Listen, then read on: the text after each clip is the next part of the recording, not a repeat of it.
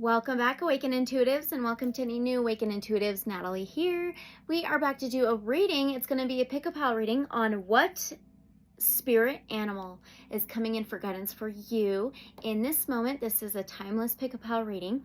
So I do have some cat purring frequency music playing in the background that I do not own the rights to, and I am going to be doing the singing bowl and then the general energetic messages. Then we'll begin with prepping our piles. We'll choose our piles. Okay, so all the timestamps will be linked in the description below, so if you want to go straight to where you pick your pile, feel free. And if you want to stay for the singing bowl and the general energetic messages, you could do that as well. Use your discernment, and don't forget to like, comment, subscribe, and share. Please let me know who you are in the comments below. You can always reach out to me in my email. It's in the description below, okay? Even if you're interested in a free personal reading. Anyway, so take what resonates, use your discernment, leave whatever may not resonate, and unconditional love and light, so be it, so it is. Let's begin by doing our singing bowl so we can get grounded and stabilized, centered, and hone in. And let's timestamp that. And let's do 1:30, all for entertainment purposes only. Truth is always stranger than fiction. All right. Okay, so this one is for the Earth Star Chakra. And this is, actually, this frequency of this sound bowl is between that and the root chakra. So I will count down from 3. I'll ding it 3 times, sing it, and then ding it 1 last time. So if this is loud, maybe you want to turn it down for a moment during this time. Okay, so 3, 2, 1.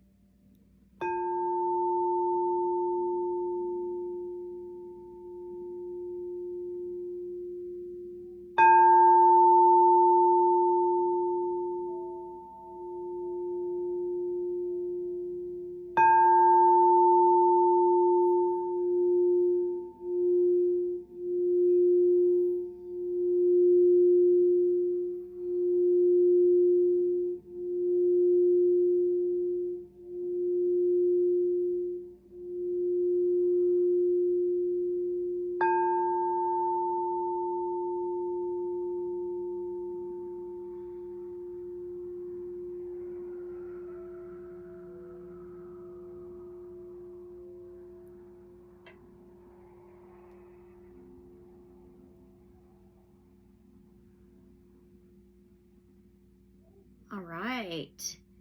Okay, so there's that.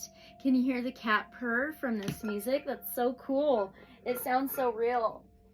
I love it. Okay, so let's begin with our general messages. And let's timestamp that at 3:15. Okay, so these are the Angel Wisdom cards. I'll tell you all the decks I use in this reading, but they will still be linked, or they'll be in the description below, so if you're interested. But we always ask, Divine Source Light, Creator, and Guides of Love and Light only to guide us. What general energetic message can we begin with, please, from the Angel Wisdom, Angel cards? Angel Wisdom, wait. Yeah, Angel Wisdom cards. 1, please. Perfect. Flexibility. Life is full of changes and surprises. Your guidance is to move with the current. For it is resisting the flow which creates problems. Ask your angel to help you open your mind and heart to new ideas and fresh options. When you accept the possibility that there are other ways, previously unseen doorways will be open to you, and you will move easily through change. There's a solution to every problem, so look at all things with eyes of love and expectation. Then life force will flow freely through you. You will feel healthy and alive and can access the necessary resources and wisdom within yourself to help you through change. Affirmation, I am free and flexible. So, the past month or so, the same messages have been coming out just in different ways about humanity going through a huge transformation, a huge change. All right, so now let's go with the Awakened Dreamer Oracle. Okay, Divine Source Light Creator, Guides of Love and Light only. So what other general energetic message can we receive from the Awakened Dreamer Oracle? No bees in this bonnet. Oh, I love it. Nothing can stand between you and your peace unless you let it.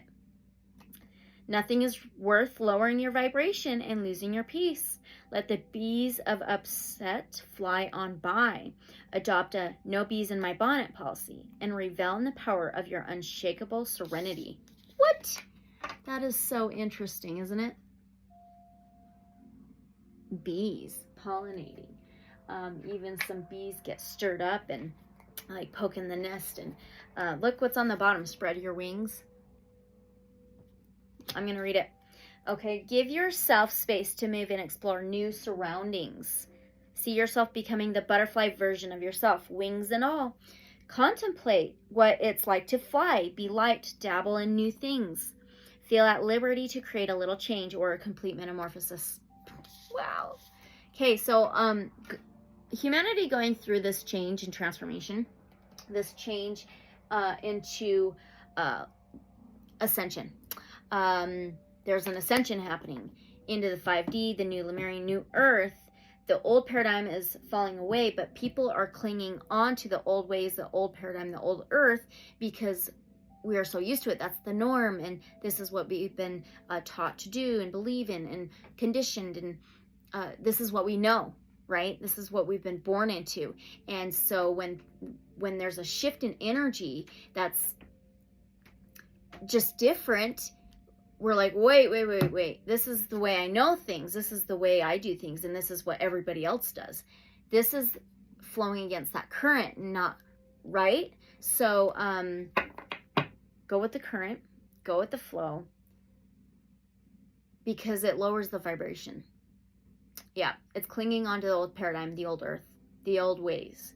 Okay, so now let's pull from the Awakened Shaman Wisdom cards. I was going to say Awakened Shaman. Funny. Okay. Divine Source Light Creator, Guides of Love and Light only. Can we get one more from the Shaman Wisdom cards? Oh, that was so funny how that fell over. Okay, so we got two. We have 41, 5. Okay, 41's a 5. Well, 5 is all about changes, about transformations, about challenges. So funny.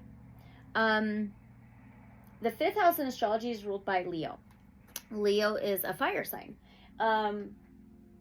We just got out of Leo season. Okay, what I'm seeing that the Lionsgate portal had a big impact on this transformation as a whole, as a humanity, Earth. But anyway, the 5th house is love, pleasure, creativity, amusement, laughter, joy. And it says oak, masculine, north, sun, fire. We will have a solar eclipse October 14th of 2023. I feel like that's going to be very significant. Fire signs would be Aries, Leo, Sagittarius. And then we have card number 63, which 63 is a 9. So we have 369. Okay, these are huge manifesting numbers. You may want to look into that. It says Earth. So feminine Earth, Taurus, Virgo, Capricorn. We are in Virgo season right now for a little bit longer. So we have masculine and we have feminine. Very interesting. 6 and 3 is that 9. The 9th house is ruled by Sagittarius, a fire sign. The 9th house represents faith and spirituality, trust, higher learning, higher education, higher knowledge. So, oh, I guess I'm supposed to be reading the feminine Earth one first.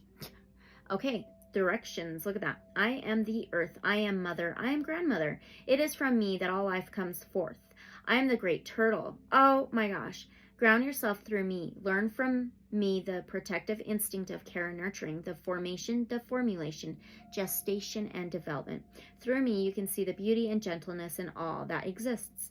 I am the foundation, the very beginning. It is within me that the shaman journeys for knowledge and wisdom, the timeless flight of ecstasy. I am the lower world. I am the 5th direction. Wow. I am ancestor, I am the root. I am the female, the magnetic, the yin, the left side. that is really interesting. We are finding our way in life. A lot of us are going through the transformation and changes to find our life purpose, our life path, our journey. So now let's read 41. So that's total Mother Earth vibe. We were just talking about Earth, okay? So this says, I am the mighty oak. I am strength. I am longevity. My powerful presence increases confidence and magnifies opportunities. You are in the right place at the right time. Within my shadow, you will feel secure and protected. So that says left, this says right. We have masculine, we have feminine. This is about yin-yang balance. Look, black, white. How funny, okay? Within my shadow, you'll feel secure and protected. My vitality and productivity are yours. The magic within the acorn nourishes relationships. Through my ancient energies and powers, you are healed and enriched. I'm the courageous warrior of the boreal forests. Oh, I love it so much. How awesome. That's perfect. And then we got flexibility. Wow.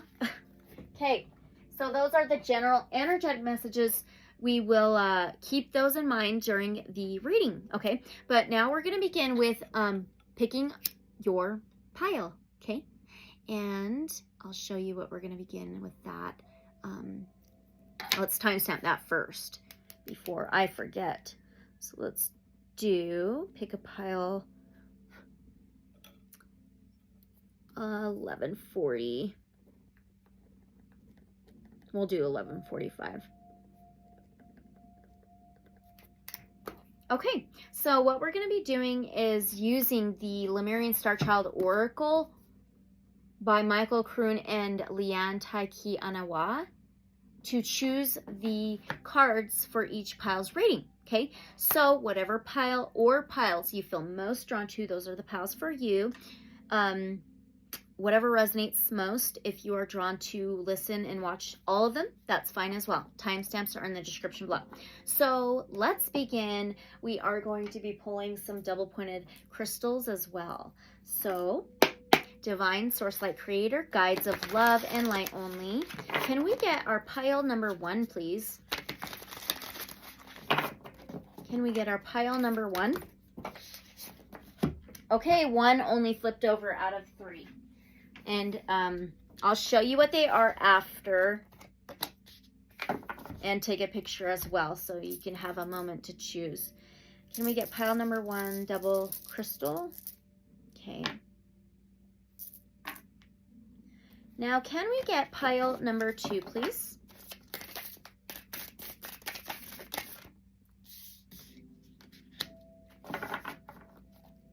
Pile number 2. Okay.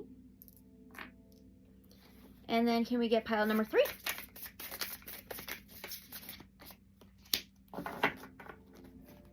All right, I'm gonna need to set this somewhere. Okay, that's good. Pile number 3. Perfect. All right, so for pile number 1, we have lapis lazuli.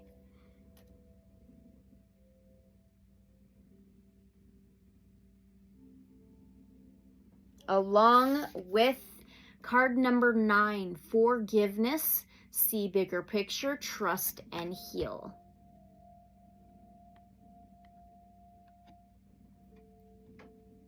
Okay, that's for pile number 1. Now for pile number 2, we have the double pointed rose quartz, along with card number 5, rising to Pleiadian frequencies, sacred bond, healing clears space for higher energies. That's for pile number 2.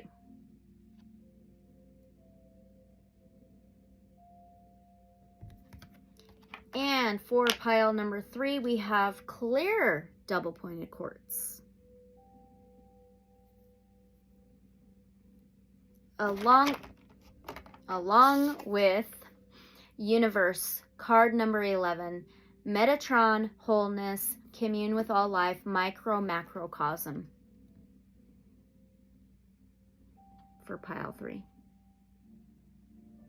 All right, so I will take a picture of these, give you a moment longer to choose your pile or piles you feel most drawn to, and I will see you at your piles reading. Timestamps in the description below.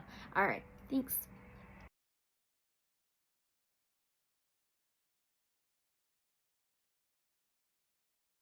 All right, welcome pile number 1. You chose the double-pointed lapis lazuli crystal. This has blues, grays, a little bit of brown, and some gold speckles in it. Okay, blues, throat chakra, the gold, solar plexus chakra, and along with the forgiveness card, card number 9. 9 may be significant to you in some way. It says, see bigger picture, trust and heal, forgiveness. So the ninth house in astrology is ruled by Sagittarius, which is a fire sign. And it is trust. It's faith, spirituality, higher learning, higher education, higher perspectives. So this is Sagittarius all over it. So maybe you have Sagittarius in your chart. If not, that's okay. We all do, but it's how strong it is in your chart. Anyway, so the blue and the gold may be very significant for some of you. The blues with the throat chakra, the solar plexus with the warmth, the happiness, gratitude, humility, positivity, joy. Okay, maybe even inner childlike energy. All right, so let's read this for you. This is going to set the stage for your reading, pile number 1, and then we'll move on to some others. This is what animal spirit guide is coming in for you, but let's first read this out of the guidebook, and this is going to be within Unity. So there are categories. This is Unity 65-9.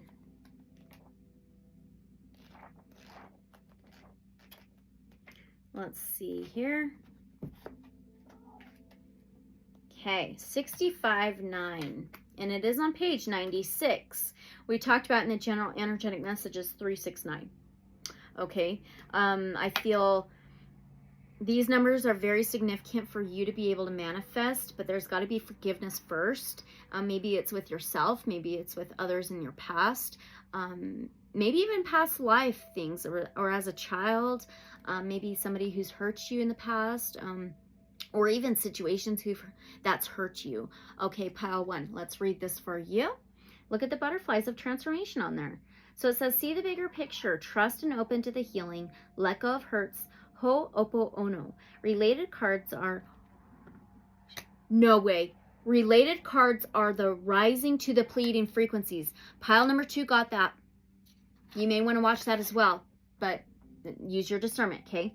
It says, I see the full weave of co-creation and forgive it all now in all timelines. It says forgiveness comes as an ascended guide, a wounded healer, a shaman, and an elder, relieving karmic energy from the old paradigm in a deep purification. That's what I was talking about in the beginning.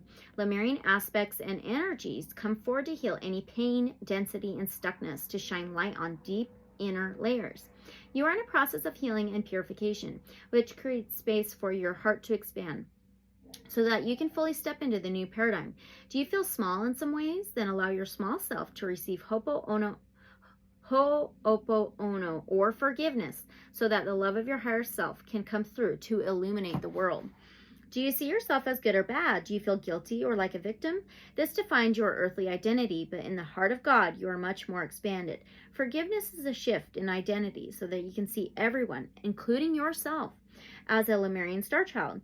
Being able to see the beauty of Eden and seeing everyone in their light allows you to see that all is part of the divine plan. You can then ask your Lemurian guides to complete all processes and clear out all karmic contracts and agreements. This allows you to go beyond cycles of anger and forgiveness into a higher paradigm of love and light, where everything is naturally forgiven.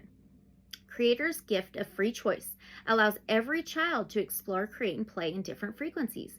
And this joyful freedom was fully embraced by the Lemurians, who felt the loving thread in this gift, which kept the dreams they were weaving fully aligned with Source. The childlike energy, yes, in fully opening their hearts to receive the gifts with love, their gratitude and joy poured out through all of their expressions.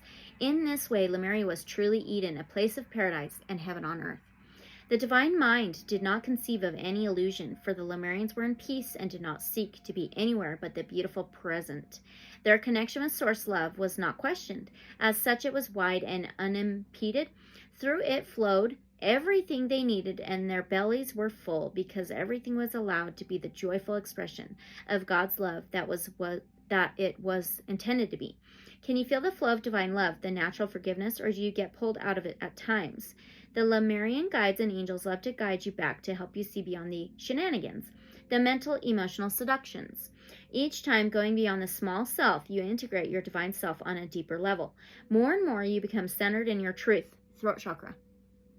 And nothing can pull you out of shape.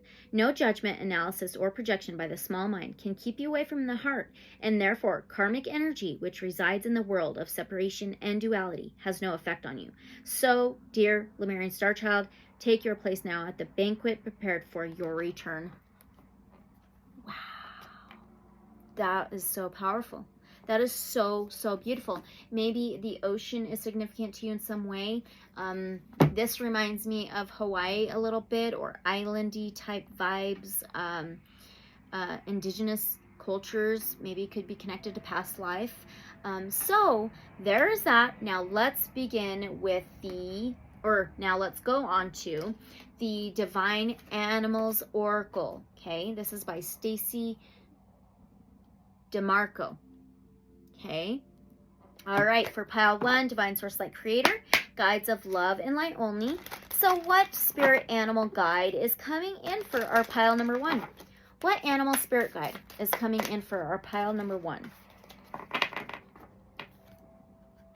We have horse. Wow. Horse. It's a card number 24. And 24 may be significant, but it's also a number 6. The 6th house in astrology is ruled by Virgo. That may be significant. We are in Virgo season. So the 6th house in astrology is health, the body, wellness, even daily routines like working job, organization, and boundaries. It says freedom, and it talks about a doorway. Or there's a doorway, and we did talk about the doorway. Sorry, I got that backwards. Dyslexia. So maybe you have that for some of you. I don't know. Anyway, we are in a Mercury retrograde, so let's read this for you. No way. It is on page 93. Remember that 369, those numbers? You know, it could be your 3rd house, 6th house, and 9th house is activated during this time right now. 3rd house in astrology is ruled by Gemini. It's an air sign. It represents communication, transportation, journeys, and even technology. The 6th house we talked about with the Virgo, and the 9th house we already talked about with the Sagittarius. So very interesting. You got that lapis lazuli with the communication, the throat chakra. Let's read this for you now. Pile number 1. Awesome. It says, freedom. To be truly free, we must learn true independence.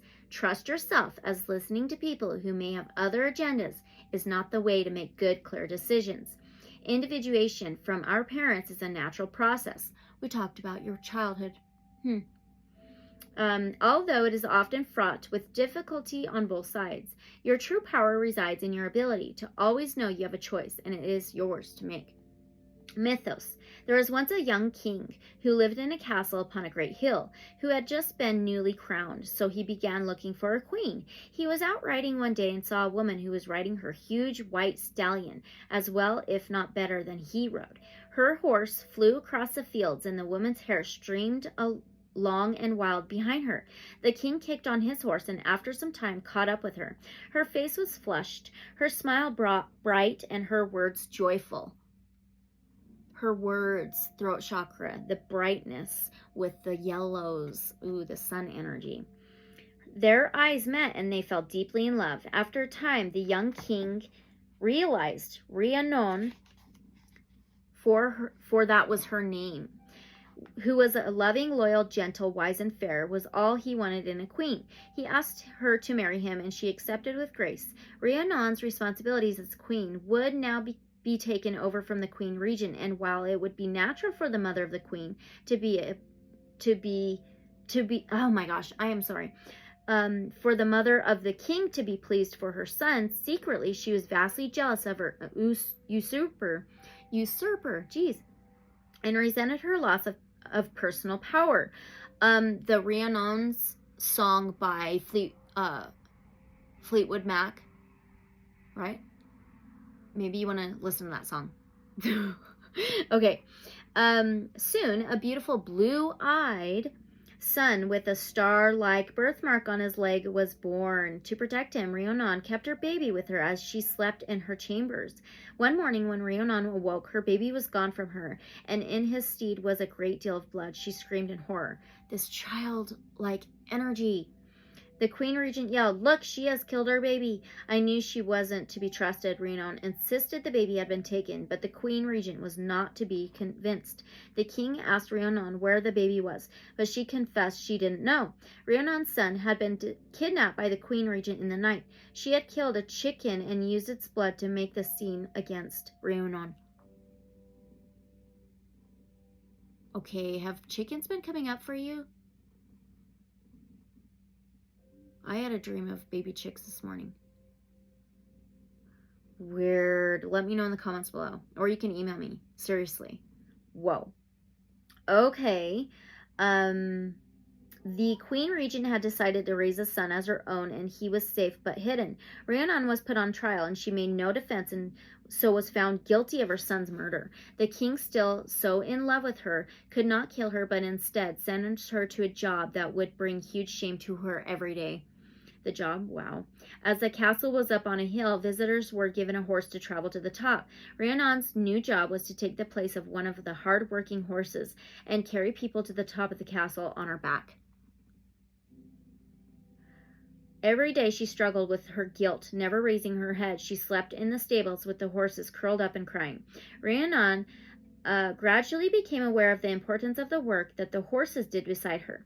People couldn't get to the castle without them, and they bore the work with strength and focus. She also realized the horses were set free at night, and they ran, played, loved, and foraged, mindful of that moment. She decided that she too would follow their example, bearing the guests with strength and focus, and enjoying her freedom at the end of the day instead of hiding in shame. Forgiveness. On one of these evening walks, she saw the Queen Regent playing with a little boy in a lower courtyard of a farm. Oh my gosh. My freaking dream this morning. I'm sorry. I had a dream I had a barn house and I had this farm and it was for chickens. And I had a ton of baby chicks. That's nuts. That's so weird. Okay. Oh my gosh, he was on a small pony. She thought the king must have remarried quickly. The small boy lost his balance and fell. The Queen Regent checked him over for cuts, and as she did so, the little boy's trouser leg was lifted, and there on his leg was a birthmark in the shape of a star. Oh, you may have Aquarius in your chart as well. Okay. Rhiannon realized this was her own son and that she had been tricked. She called the local people together to witness the boy and confirm the mark on his leg. Happily, the king had not stopped loving Rhiannon and reinstated her as queen, banishing his mother into exile. Rhiannon never forgot the lessons of the horses who had worked beside her, and from then on, no horse was a beast of burden in their kingdom, but instead a symbol of power and freedom. Mythos about horses are featuring horse deities encircle the world, wherever horses were found or heard of. Deities linked to horses include Epona, Etine, Apollo, Poseidon, Resheph, Suna, Odin, Neptune, and Inquisitor. The animal. Besides the dog, there is perhaps no other animal that has shared such a close and integral relationship with humans. Horses have been a partner for humans in their discovery of the world, in wars, in the production and hunting of food, and as a riding companion. Without horses being domesticated, huge numbers of cultures would have found it impossible to trade, roam, discover, and conquer vast territories. The human race owes horses a debt it is impossible to repay. Horses in their current form evolved years ago and were domesticated. They come in all shapes and sizes, from giant Shire horse breeds to the dish-faced Arabians and the tiny miniature horses used as pets. Horses are herd animals and are highly social. They have eyes in the sides of their heads and that can almost see behind them, although they do have a small blind spot in their front field of vision. Wow. Horses are used as therapy for humans who have mental and physical trauma. Horse therapy programs commonly assist veterans with PTSD and children with autism. And they visit hospitals and hospices to bring comfort. Their loving spirit, pure presence, and healing attributes make them perfect for this work. The magic. Horse magic is profoundly free and powerful. To ride a horse at full gallop is to experience a sacred bolt of the most primal liberty. When you are feeling trapped or small, that talked about that as well. You possibly feeling small or trapped. Wow.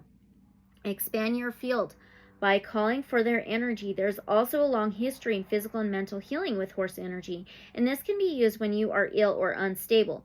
Horse energy invokes a calm and solid presence and can be used to quiet your spirit if you are feeling disturbed. Horse magic is also an expression of trust. Yes. A powerful horse could go anywhere it wants, yet it is willing to be led. A person trusts the horse to be sure-footed, leap and run away from danger, while the horse trusts the human to be its partner, not to hinder, to take care of it, to guide it. It can be a very deep bond if you allow it to be. If you are ever doubting yourself or feeling trapped, engage some horsepower, expand your field by calling their energy. Symbology. Woman on a horse. Woman carrying a burden. Woman holding a child with a star upon his leg. White horses, silver and white. Wow. Of least concern, however, wastage and cruelty in the horse racing industry are issues, as is the habitat destruction of some populations of wild horses. That is so interesting. In my dream, I had to give a chick that was stuck on a ledge of straw or hay water. There was food in the water, but it just dunked its head in the water and was drinking it like crazy. And I went to go get new water, and there was actually little tiny flakes of silver and gold in the water. So maybe you've had a similar dream, or some of these symbologies of my dream may be significant to you in some way. You'll have to let me know. That's really interesting. So now we are going to go to some tarot, okay? So the horse is coming in for you for guidance. Pile 1. How cool. So what I did is I pulled out the Kemetic Tarot Veil of Aset. This is based on Egyptian, the Aset, Ishtar, Inanna, ancient Egyptian. So maybe you feel a connection with ancient Egypt for some of you. If not, that's totally okay. So now, what does this animal spirit guide want pile number 1 to know? What does this animal spirit guide want pile number 1 to know? You have a major arcana right off the bat. It is the 4th major arcana in the tarot, which 4th house is stability, structure, foundation, celebration, dancing. It is the house of Cancer. This is the Emperor, divine masculine. This can be a male figure, a male influence, lineage. It can be in control, taking the reins to steer your direction in life, steer the horses. This is a very strong foundation, very solid structure, a boss, a leader. This is Amun-Ra. I have to read this out of the guidebook. Wow. So, this is the Eye of Horus. Horus, the hawk, may be very significant to you in some way. Let's read this, though. That is so awesome. What does this horse, animal spirit guide, want you to know now in this moment? This is the sacred God, the Lord of all gods, Amun-Ra, the Lord of the throne of the world, the Prince of Apt, the sacred soul who came into being in the beginning, the great God who lives by right and truth. The God Amun-Ra is a creator God who rules over the universe. He is transcendental and self-created, the ultimate deity, par excellence, and the founding patriarch of the Egyptian pantheon, a champion of the poor and of the personal piety. He created all, maintains constant vigilance over all creation, and rules over the universe. Wow. It says, as first among solar deities. Solar, sun. This is the sun god, Ra. Amun-Ra makes all things possible. It is who created all life on earth, and it is he who founded the Egyptian family of gods. The traveler will sing many hymns to Amun-Ra as his journey mirrors the nighttime journey of Amun-Ra on the Atet boat of the gods. After he travels through the Duat each night, fighting back evil in the darkness, Amun-Ra emerges renewed and resurrected each morning. It says stability, authority, patriarch, dependability, structure, establishment, authority, practicality, solid foundation, power, strength, and virility. You have this strength about you, like horsepower in you to be stabilized, to be grounded, to build a strong foundation. Maybe you already have built this strong foundation. Okay. Wow. That's awesome. So now next question. Is this a new animal spirit guide for pile number 1? This horse. Is this a new animal spirit guide for our pile number 1? Remember, this is timeless, okay? Whenever you watch this, is this a new one? 3 of Swords. That could be a no for me. 3. The 3rd house in astrology is that communication, transportation, journeys, technology, Gemini energy. Swords is air, Aquarius, Gemini, Libra energy. Well, no, this is a no for me. The 3 swords can be the mentality, the thoughts, the beliefs, hurting your own self, hurting your own heart, betraying your own heart comfort, self-love. But yeah, this is a no. This is not something new. Okay. All right. So what is it? Why is it coming in? Why is it here? Why is it here for our pile number 1? Why is this animal spirit here, guide here for pile number 1?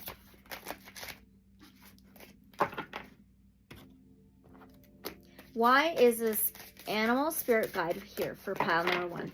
Let's see if we can get confirmation.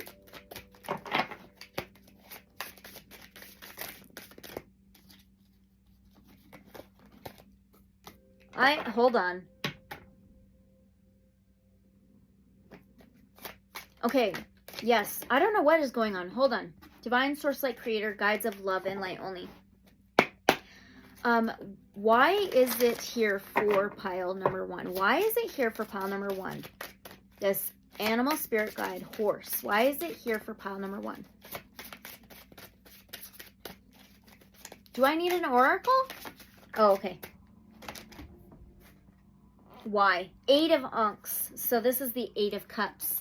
Okay, this is water energy. Cancer, Pisces, Scorpio energy.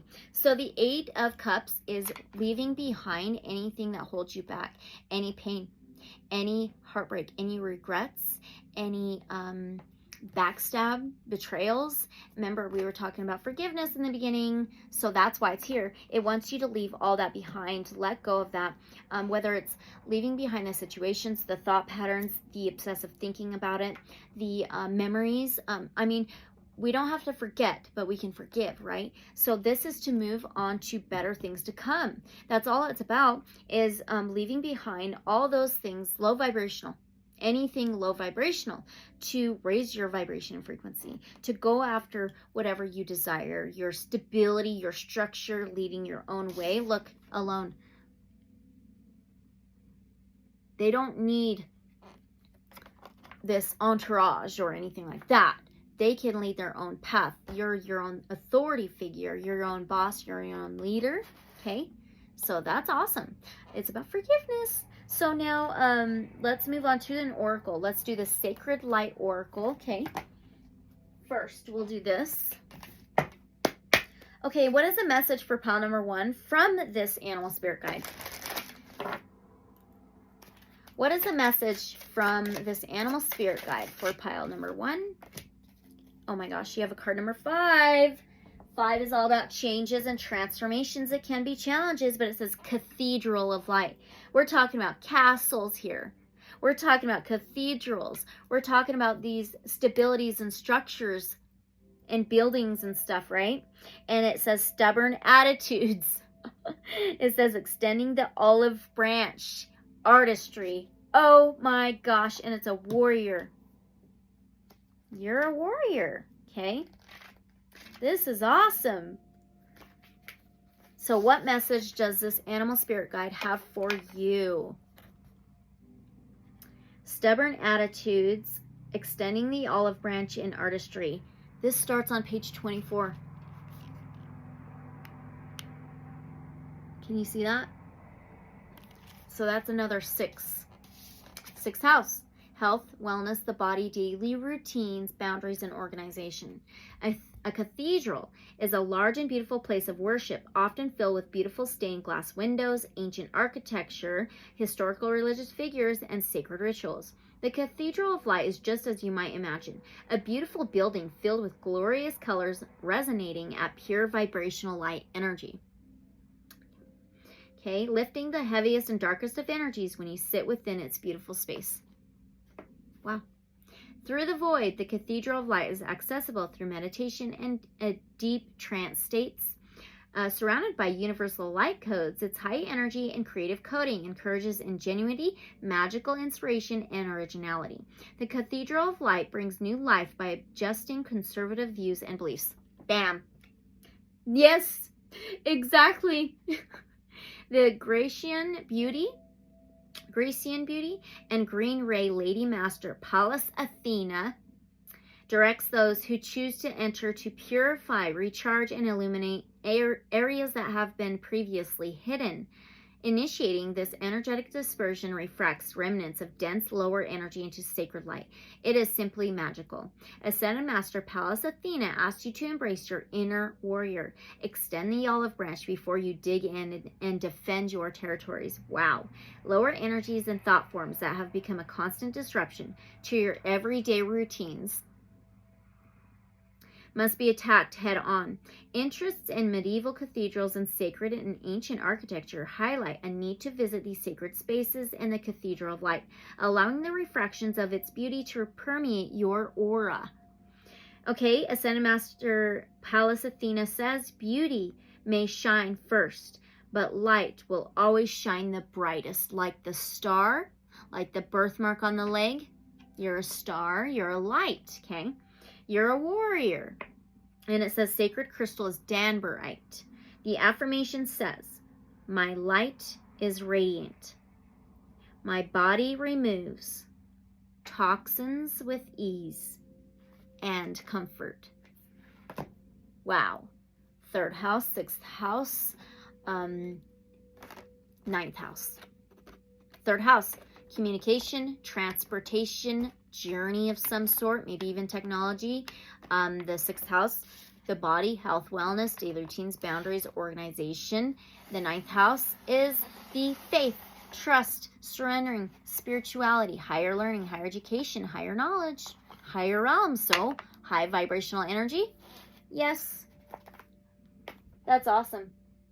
That's so cool. Okay, so now another oracle, and we're going to do the Lyran Oracle. Okay. All right, so how can pile number 1 connect more to this animal guide? How can pile number 1 connect more to this animal spirit guide, horse? How can they connect more to this animal spirit guide, our pile number 1?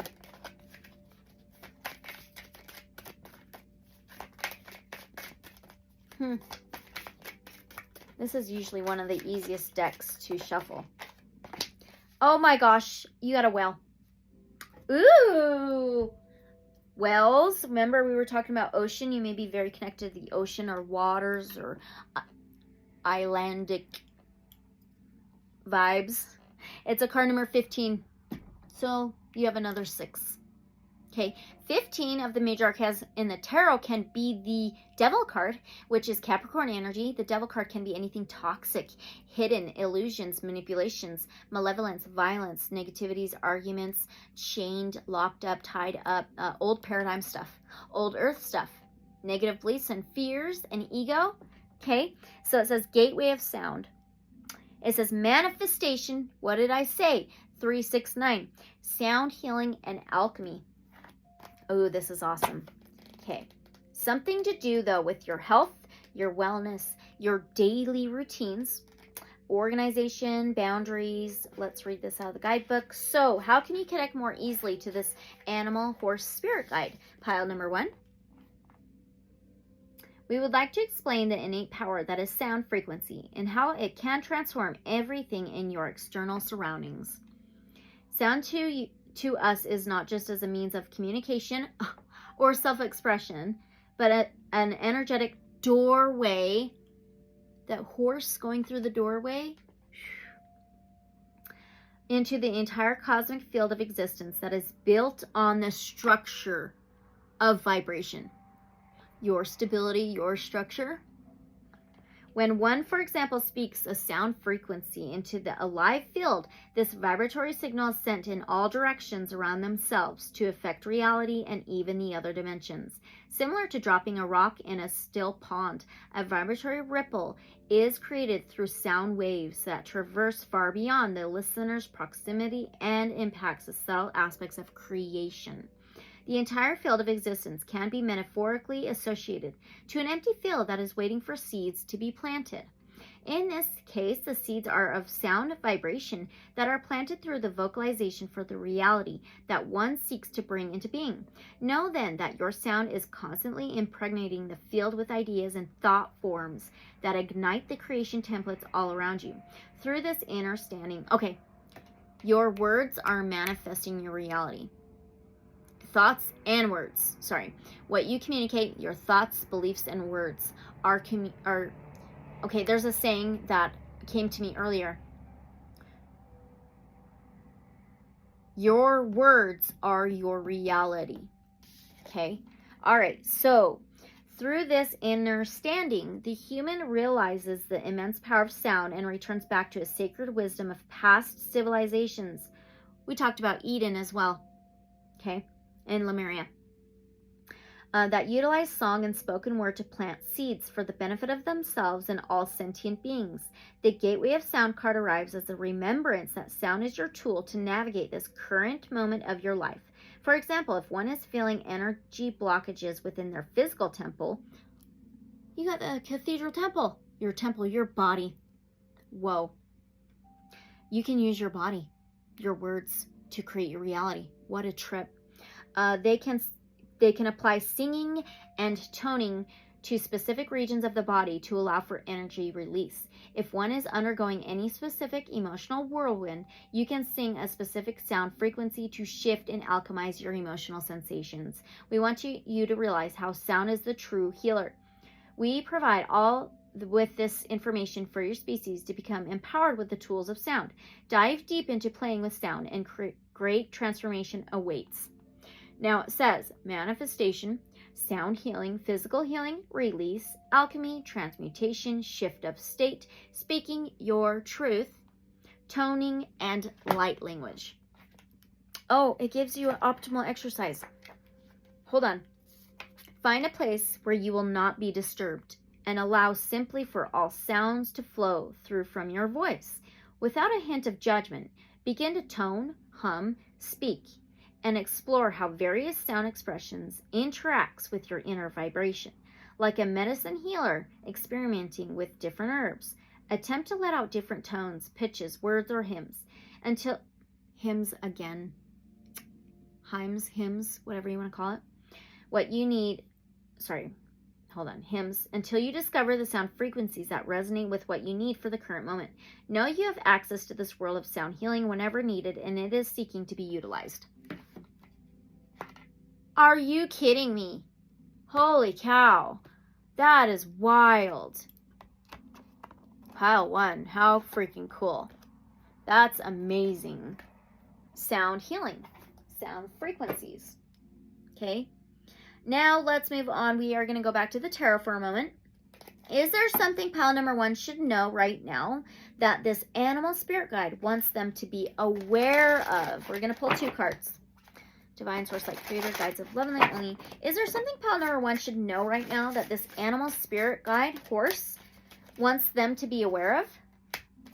One more, please.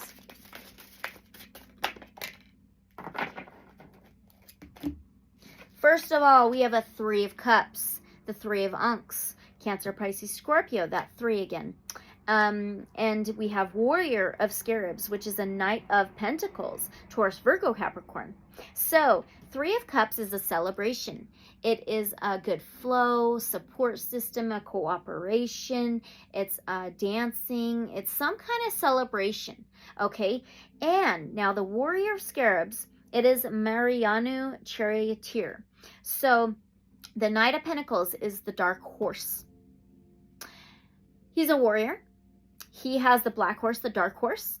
He always wins. He always finishes the race. He may leave clues behind for others to pick up and follow because you're a leader. But nothing stands in his way. He always succeeds. So this is, you celebrate how far you have come, everything you have accomplished thus far. Okay, it's going to keep you moving forward. So I'm going to read these out of the guidebook just quickly. Let's see. Wait a minute. Here we go. Wait. Oh boy.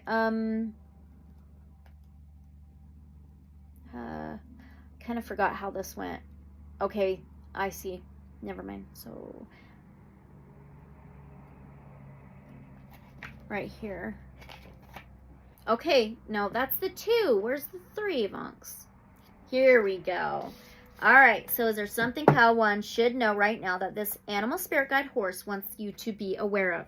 It says, on the 3 of Unks card, 3 women dance in a celebration while lifting their Unks high in the air. The ladies wear white and gold clothing and jewelry, indicating success. It says celebration, reunion, friendship, gathering, joy, and festivities, enjoying success, teamwork, and partying. And check this out. This is on page 204. 24, another 6. Celebrate your health. Appreciate your body, your temple. Okay? You need to appreciate, believe, think good thoughts, say good things about your body. How you're still here, you know? Oh my gosh, how cool. So now let's read the Warrior of Scarabs, which the Knight of Pentacles. And that's back here. Oh, wait. Yeah, that's right. Here we go.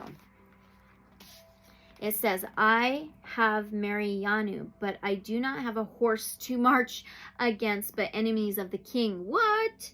The Mariana, or young heroes, were a caste of ancient chariot-mounted warriors in the pharaoh's military, composed primarily of the sons, more son, of the noblemen and the rich upper classes. These charioteers were the light cavalry of the Egyptian army, and they also served as the pharaoh's emissaries during peacetime. The warrior of Scarab stands on his chariot platform overlooking the Nile. He deliberately surveys the landscape, contemplating his plan of action. This warrior is dressed in his fine uniform with golden trim, symbolizing his success and station. His shield has the symbol of the golden scarab on it, representing his material wealth. Hardworking, practical, routine, loyal, ambitious, persistence, conscientious, productivity, deliberation, success, high social status. Wow, that is wild. That is pretty wild. Okay, all right, beautiful. So now we've got 2 more to do, and we are going to move on to the Sacred Sea Oracle. I pick out your tarot and all your oracle before I even start your reading. So that's pretty cool. Overlooking the Nile sticks out. Overlooking the waters, the Nile, the river. Going with the current, the flow. Okay. All right. So what's the guidance from this animal spirit guide? Hold on. What's the guidance from this animal spirit guide moving forward? What's the guidance moving forward from this animal spirit guide horse for our pile number 1? What's the guidance moving forward from horse animal spirit guide for our pile number 1? Card number 25. Okay, 25 is a 7. The 7th house is Libra energy, which is the scales, the balance, the relationships, partnerships, harmony, union, unity. And it says, sea goddess of abundance, which the scales can be truth and clarity as well, higher perspectives. And it says the abundance, sea goddess of abundance. And it says, celebrate abundance. What did we just get? Celebrate abundance, all your hard work, successes. Oh my gosh. Oh my gosh. That is freaking crazy. Pile 1. Wow, I'm going to read the affirmation first, okay? So, what's the guidance from this animal spirit guide horse moving forward, okay? Can I show that? Yes, I can show that. Okay, affirmation.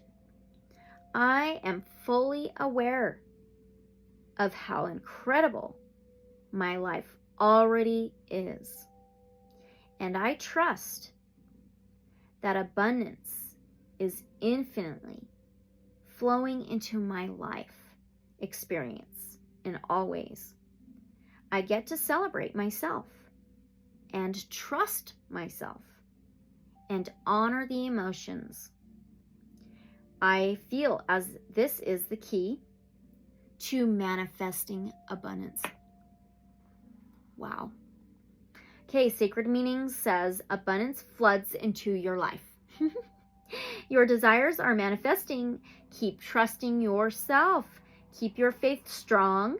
Allow and revel in all that you have and can enjoy right now. Sacred message, the sea goddess of abundance urges you to activate your awareness with regard to your emotions. Your emotions are speaking to you and you must listen. Ooh, maybe you get something within your body, your physical body, like your emotions, and they kind of come out in a physical sense. Okay, she is a goddess, a sensual activation priestess who has come to assist you as you connect to your divinity and honor every emotional aspect of yourself. It is imperative that you allow this awakening to be revealed to your consciousness. You are a powerful manifestation of your exact reality. Yeah.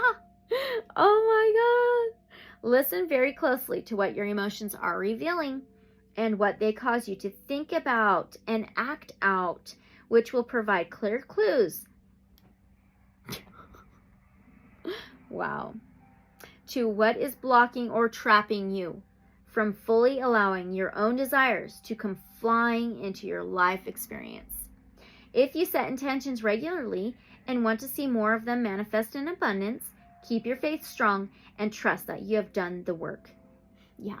Sit back in joy of all you have in this current moment. Gratitude is key. Make it playful, fun, and energizing for the best results. Oh my gosh. Sacred Sea Ritual says, sit for a moment in stillness and take a deep breath as you begin to honor your emotional system. Feel into all of your emotions, where they are located in your body, where they are trapped, blocked, or hiding, and where they are overflowing with expression. This heightened awareness of your emotional system is what will help you recalibrate to a new vibration. With your intention and through deep breath work, choose to release all distrust of your own self and others. Imagine how your emotional system would respond to this deep sense of self-trust. Take notes and breathe through the clarity as you awaken more deeply to what you see and feel. This is about accessing a new level of presence and awareness in your daily experience to know what you are creating. You are creating a tangible reality from your emotional system, an indication of just how powerful you are. Once you grasp the core of this process and practice it, you will realize you are the master of your reality and you've had the key all along. Rejoice in this clarity and consciously emote what you are ready to embody.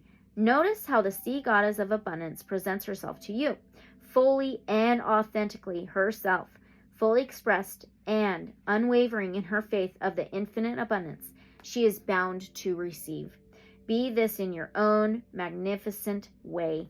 And it ends on page 88. 8 may be significant to some of you. The 8th house is ruled by Scorpio, which is a water sign.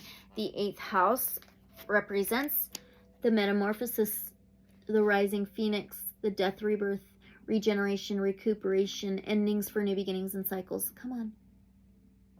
So that is so freaking cool. All right, let's get your last message. This is just a simple message from the Melanie Beckler Oracle deck. Actually, my daughter helped me color all of these. So let's see what you get so we can end your reading, pile number 1. This has been amazing. So amazing. Looked like a hair. All right, Divine Source, Light, Creator, Guides of Love and Light Only. What is the last message for our pile number 1? The last message for our pile number 1.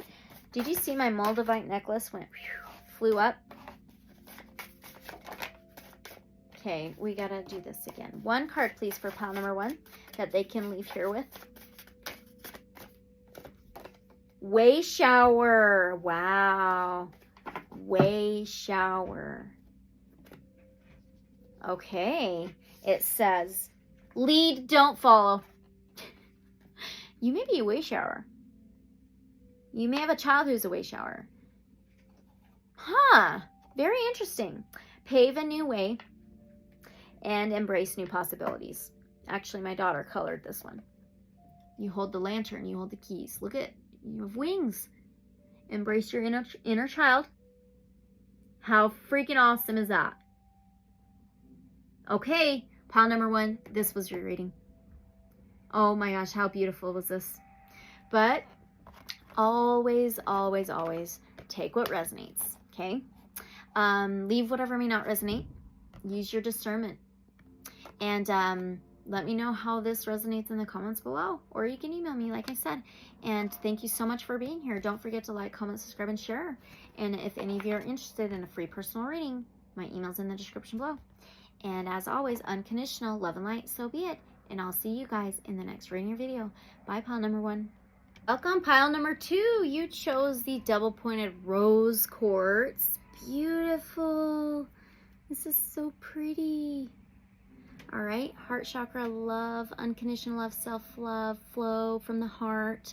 Along with card number 5, rising to Pleiadian frequencies, sacred bond, healing, clear space for higher energies. You may have came from pile number 1. If not, that's okay. 5 may be significant to you in some way. Look how beautiful that is together. 5 is all about changes and transformations. It can be challenges as well, but Pleiadian, this is high vibrational frequencies and energies of Pleiadian light beings, star beings, and you may be a Pleiadian starseed. You may have a connection with Pleiadians. It could just be rising to their frequencies, right? Raising your vibration, raising your frequency, ascension. So awakenings and enlightenments. And this is of harmony, of love, of unconditional love. It's so perfect with that rose quartz, the sacred bond, healing, clear space for higher energies. It's like you've already done a lot of healing already. Okay, so let's read this out of the guidebook for you. This is the Lemurian Starchild Oracle, and it's going to be in category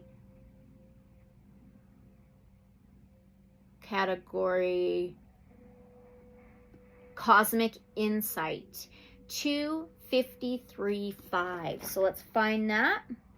Oh, I almost went right to it. How cool. And it starts on page 270. So 270 is a 27. 27 may be significant. 27 is also a 9. The 9th house is ruled by Sagittarius. It is faith, trust, spirituality, higher learning, higher realms, higher vibrations, higher frequencies, higher lessons. So that's pretty cool. All right, so let's read this. This is setting the stage for your reading, okay? All right, pile number 2. Here we go. Sacred bond, healing, clear space for higher energies. Nurture with gentle music, flowers, and crystals. Healing the lower bodies, clear space for higher energies. It says, the Pleiadians remind me of my source vibration, the cosmic heart source, to clear old energy and heal old wounds. Pleiadian beings of light are reaching out to connect to us in a space of love and truth, to make themselves known again. Enter into their vibration to be lifted up to a higher reality, a dimension of peace and healing. You have drawn this card because you are ready to be nurtured by the activation of your cosmic remembrance. You have the ability to access your Akashic records so that you can remember your natural affinity with the Pleiadians from times before their information became suppressed. Allow the Pleiadians to raise your vibration and to bring in light codes which transmute your DNA. They attune the vessel for the human of light to walk on the new earth, just like they facilitated the Lemurians of Eden. Many participated in the divine plan of bringing the Lemurian heaven on earth. The Pleiadians were welcomed into Lemuria in etheric dream time before its physical manifestation. They brought their consciousness into the Lemurian realm, which is a very joyful event, a celebration of light. You may be having dreams of this. Maybe you're remembering little bits and pieces. I would think you're dreaming of this, though. Okay, so the Lemurians were infused with cosmic love, with light language of creation. This set a series of events in motion, so that heaven could descend onto earth. The Pleiadians brought great wisdom to the Lemurian consciousness, a crystallization of the divine plan. They knew how a physical vessel for the human of light could be created because they once walked the same path. The Pleiadians were once star-seeded themselves by other star races. They were in much joy to pass on the divine knowledge of activating the physical body.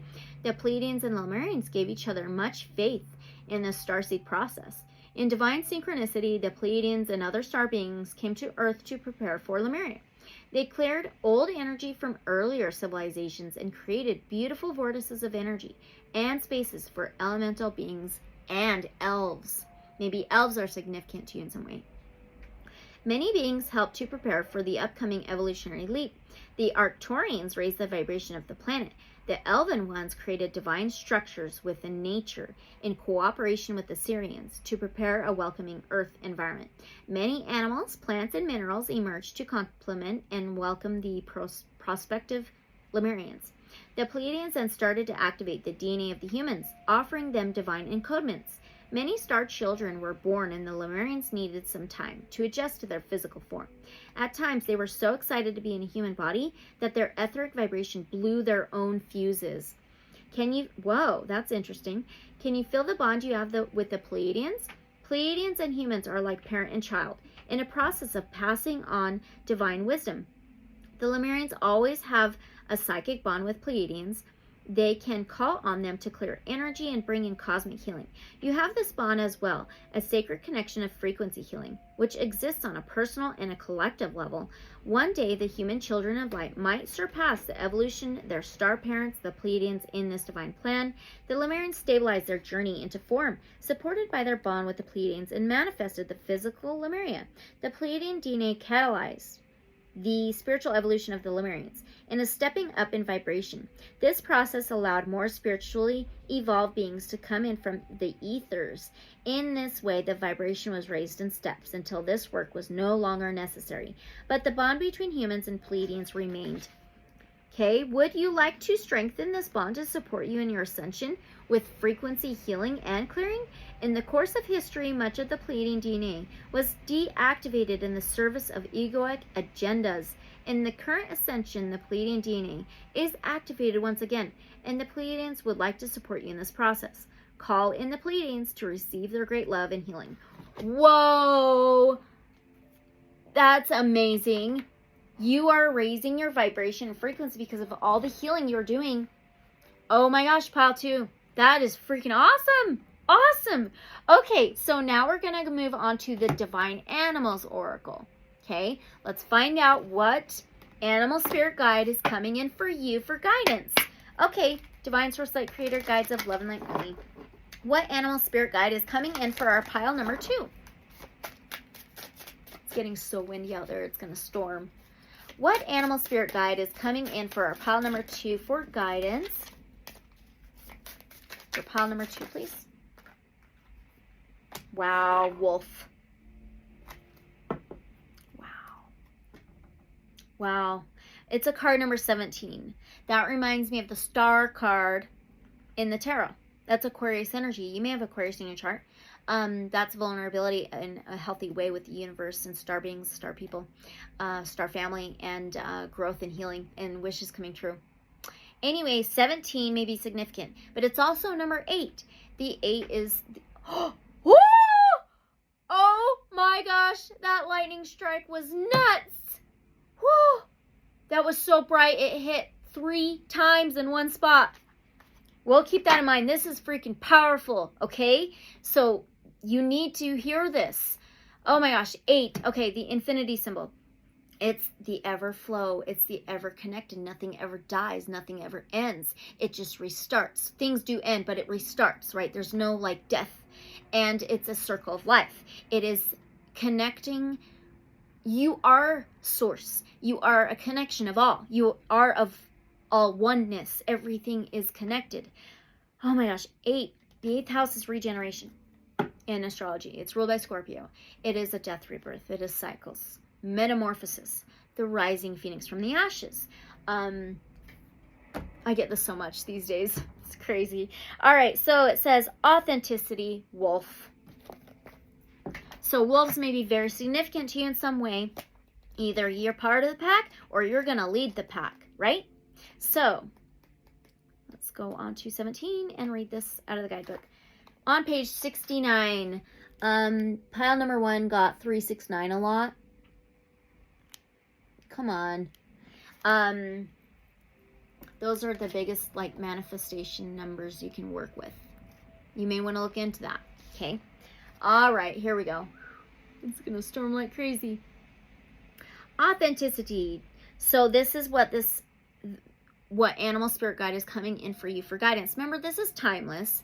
Okay, we'll ask more later. Hold on. Discover who you really are by revealing your authenticity. This is always the best way. We all resonate a frequency. Oh. So if you are pretending to be someone you are not, you will keep attracting people with whom you do not resonate with. It is necessary to negotiate a position with others sometimes, and there should be no anxiety about differences in opinion. Okay, the mythos. Hear the thunder?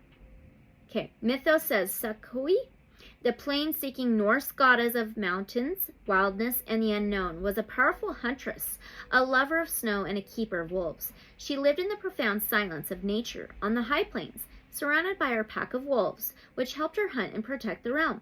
Although independent and beautiful, she decided it was time to be married. She demanded from the other gods a husband as recompense for the unlawful death of her beloved father. Jazi? Pawan got this marriage thing as well. Some kind of union, relationship, commitment. Okay. It says she chose the god Njor as her new husband, and as was customary, she moved to live in her new husband's house. Njor, however, was a sea god who lived on an island that was always noisy with the mighty crashing of waves and the screeching of seabirds. All this constant and incessant noise was too much for Sakui, who was used to the soft silence of the snow and the howling of her wolves. When she spoke of missing her true home and her desire to be more independent, she and Njor negotiated and agreed to try alternating homes every 9 days. 9th house is ruled by Sagittarius. It represents faith, spirituality, higher learning, higher education. Seen another lightning bolt. Man, I wonder if I could show you. Let's keep going. Njor came to Sakui's mountain home, but found it to be cold and desolate of life. There's a town sort of near called Mountain Home. And that was kind of the direction of Mountain Home. Not kidding. That was so funny. Okay. Weird. Anyway. Let's keep going. So, mountain home, but found it to be cold and desolate of life. So so quiet and depressing. He felt isolated and missed his home too. When dividing their time between Nawatun and in, I cannot even say this word, I'll try, Primheimer didn't work out, they decided to live apart but stay married. Sakui then returned to her beloved mountains where she hunted from her skis and lived with her cherished wolf packs. She would visit Najor, and he heard when they, I think it's mistaken words, when they most desired each other. Wolves feature in the mythos of almost all human societies that encounter them, which highlight their charisma and importance. For example, Rome was founded by Romulus and Remus, who were cared for suckled by a she-wolf.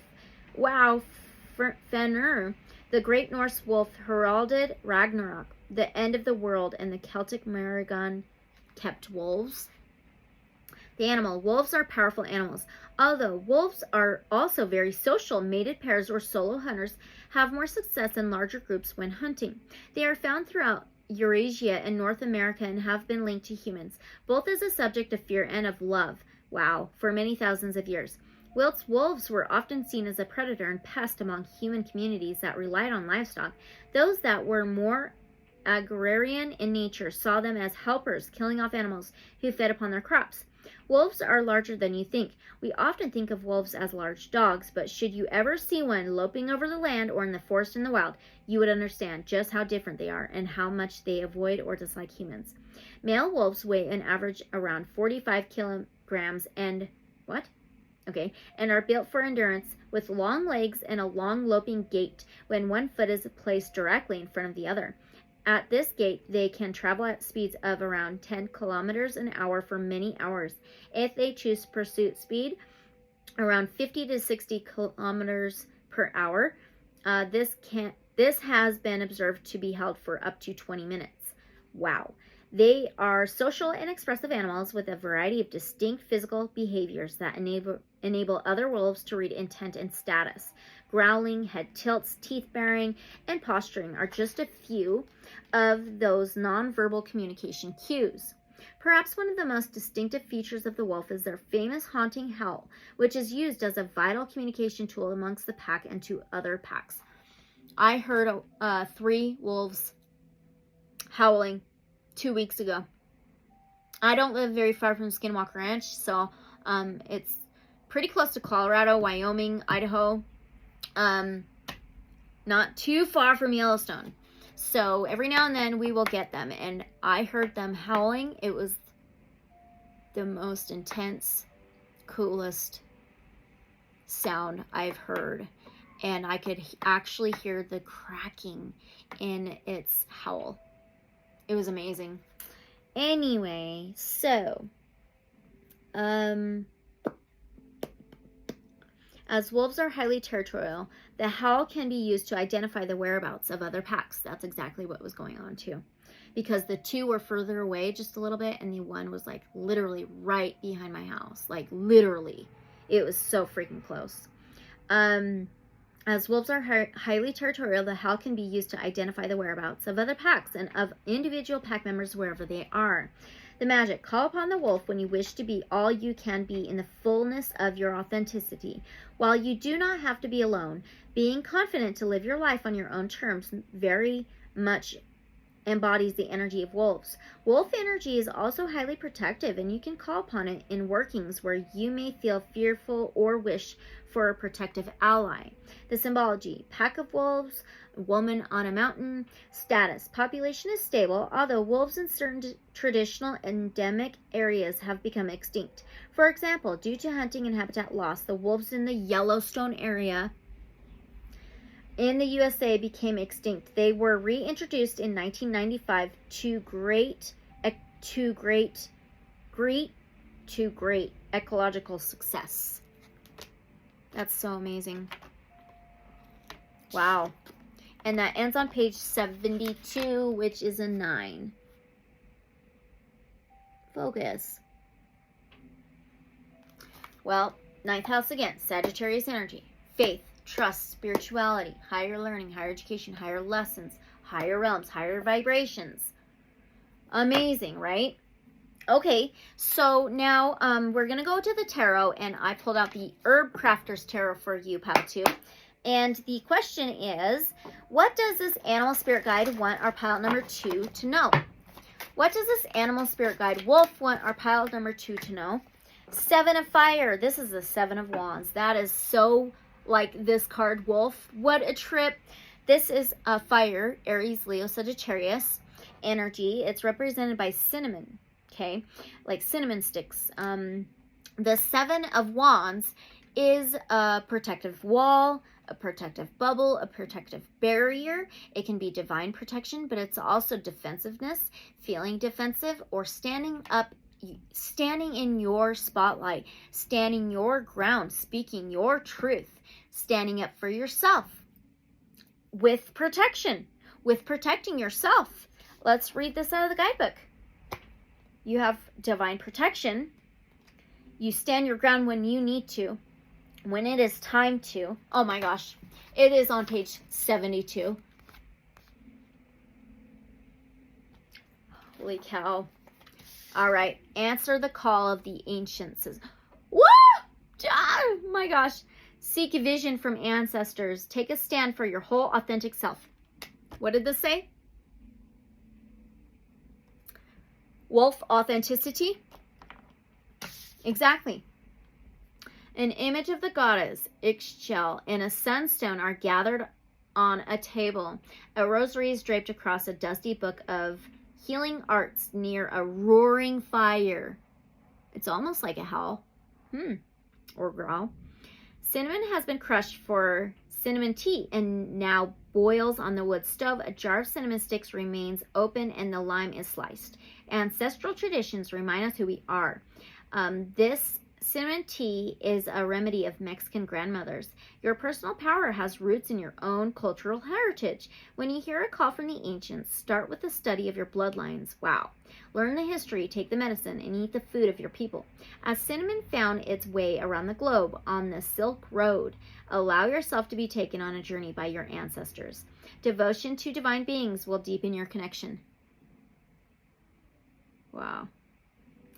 Pleiadians, ancestors from somewhere else as well. You have support. Ancestors are there, whether they are star family or earth family at one point. That's amazing. Collect imagery and stories. Make altars and offerings. Take pride. What the heck? Wolfpack or Lion King stuff. That's holy cow. I may have to record that, like these lightning strikes for you. I think I'm going to. Stand up for who you are. Claim your sovereign path. Your foremothers will give you direction. Cinnamon is a strong and spicy remedy. Be assertive and bold in the expression of true self. Crafting with the 7 of Fire, the 7 of Wands. Study your bloodlines. Invite your ancestors to a fireside council. Share a warming tea and ask for guidance. Boost your day with fire power. Use extra cinnamon in your breakfast. Ooh, that's cool. I love it. So, this animal wants you to know to stand in your power. Stand in your authentic self. Whatever who you are needs to be shared. Who you are needs to come out. Okay? All right. So, now I'm going to ask, is this a new animal spirit guide for our pile number 2? And this is timeless, but is this a new animal spirit guide for pile number 2? This wolf animal spirit guide. Is this a new animal spirit guide? 3 of Water, the 3 of Cups. I don't think it's new. I think it's been there for a long time. We did get ancestors as well. So the 3 Water, 3 Cups, Cancer, Pisces, Scorpio. It says lemon balm. So the 3 of Cups is a celebration. It's get-togethers. That was talking about gatherings. It's also partying, mingling, hanging out, celebration, support team, like I was saying before. It says, lift your spirit with the scent of happiness. Pleasure shared is pleasure multiplied. Celebrate your heart's delight. Heart again. An afternoon tea party is set for 3 on a delicate lace tablecloth in front of a giant lemon balm bush. Sweet confections, mismatched china, and children's toys are on the table. Wow. An old glass bottle used as a vase holds a single bright blue flower. The bees buzz. We got the bees. No bees in this bonnet. Remember? Spread your wings. That was in the general energetic messages. And we're getting more childlike energy here in that blue flower. Could be throat chakra authenticity. Okay, speaking your truth as well. So we'll keep that in mind. The giggles of little children are heard in the distance. Happiness is contagious. A favorite of bees, the intoxicating scent of lemon balm brings life to the garden. Rejoice, make merry, celebrate your friendships, spend time with loved ones. Make new friends too. You have already done the work to attract the right people. Your community awaits you with open arms. The lemon balm spreads widely without effort. Allow relationships to grow with ease. Show your admiration and appreciation for others. Express joy in all areas of your life. Lemon balm tea supports peace and calms an anxious heart. So you have cinnamon tea and lemon balm tea. That's funny. Okay, now is the time to proclaim your true feelings. It says crafting with the 3 of water, which is the 3 of cups. Enjoy fresh lemon balm tea to lift your spirits. Invite friends for a tea party and share your joys over dishes of lemon balm sorbet. Dip a lemon balm posy in sacred water. Sprinkle it around to brighten dark, stagnant spaces. And this is on page 53, which is an 8. We got an 8 again. Come on, focus. Okay, so this is not new. Definitely not new for you, pile number 2. Okay, hold on. Okay, I had to get a cover, and it started storming like crazy, so I had to shut the windows, and there was rain like crazy. It shut our power off for a minute and it came back on. So I'm back. All right. So pile 2. I don't think this is something new for you. I think this animal spirit guide's been there for a long time, maybe even karmically. So that's really cool. Okay. So now, let's see. Why is it there for you for guidance? Let's see what else there is. Why is this animal spirit guide there for pile number 2 for guidance? Why is this animal spirit guide wolf there for... Wow. You got a major arcana. This is a number 16. So this is actually fire energy, Aries, Leo, Sagittarius. And 16 can be that 7. 7th house is the Libra, scales, relationships, balance, harmony. But the tower is represented by mushroom. Tower is lightning striking. Wow. It can be a major, unexpected change, transformation, upheaval, pulling the rug out from underneath the feet, falling out of a tower, a faulty foundation crumbling. It's so you can build a better, more solid one. But it's like during times of major unexpected changes and cycles, maybe even events that happen in your life. So let's read this though. Okay, that's really interesting. 16, let's find that. Here we go. Mushroom. Mushroom may be significant in some way. It is on page 29, which adds up to number 11. We just talked about Libra, the 7th house. That's like the scales. It's a yin-yang balance.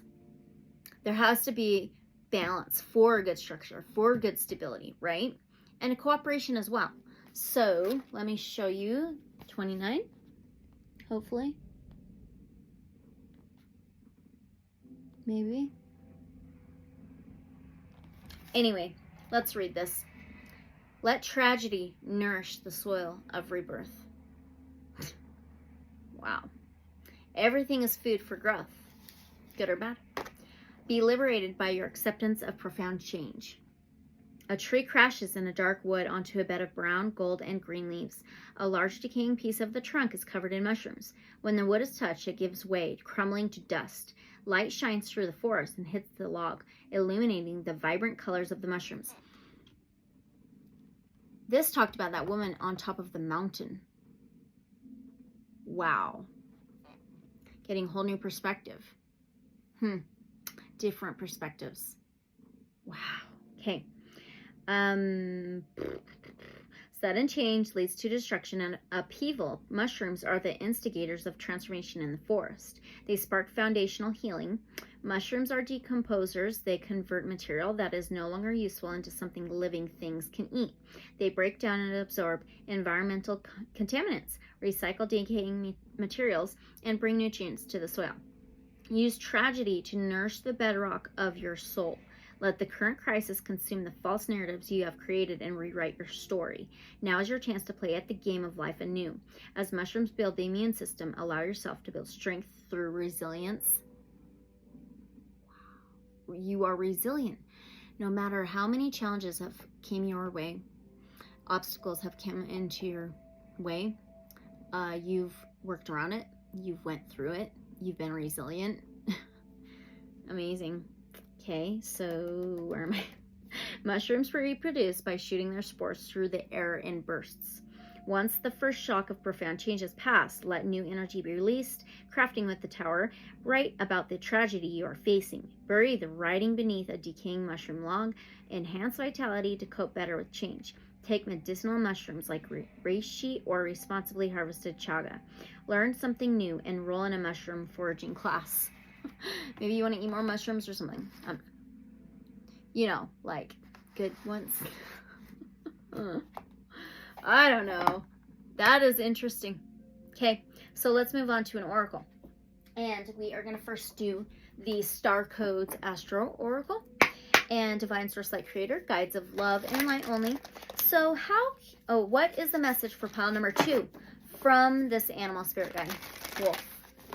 What is the message for pile number 2 from their animal wolf spirit guide? I seen that. Thunder. Card number 46. Well, 46 is a 10, and this is the 8th house. They're very similar, 10s and 8s, in cycles, in changes, in transformations. This 46 could be significant, but the 10 also. 10s are fulfillments. They're a completion. It's like a full circle. It is a success. It's feeling a success, right? And then the 8th house mystery. It's ruled by Scorpio. Scorpio is a water sign. The 8th house is that transformation, changes, transition, metamorphosis, things dying. In a way, metaphorically, to begin anew, to plant new seeds, to begin new cycles and new journeys, a new life, begin anew, just like the tower. That is crazy. Wow. So this is the message for you, pile number 2, from your animal spirit guide. Things may be a mystery right now. They may not be clear right now of what path is coming or your path ahead is, but it will be revealed. So let's read this out of the guidebook. Mystery on page 108 and then on 109.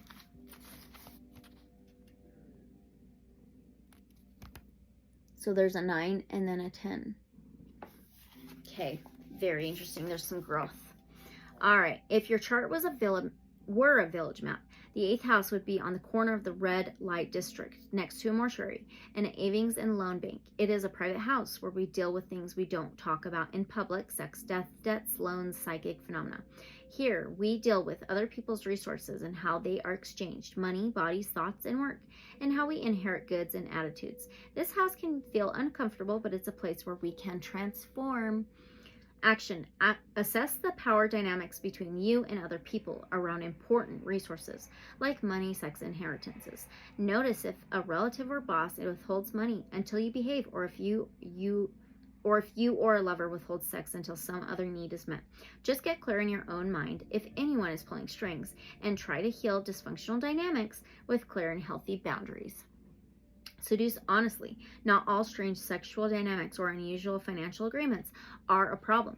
If you understand your peculiarities and don't feel coerced or controlled by them, they are just part of who you are.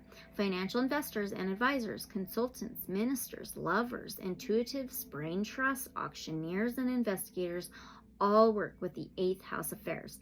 And if they work with integrity, do so productively.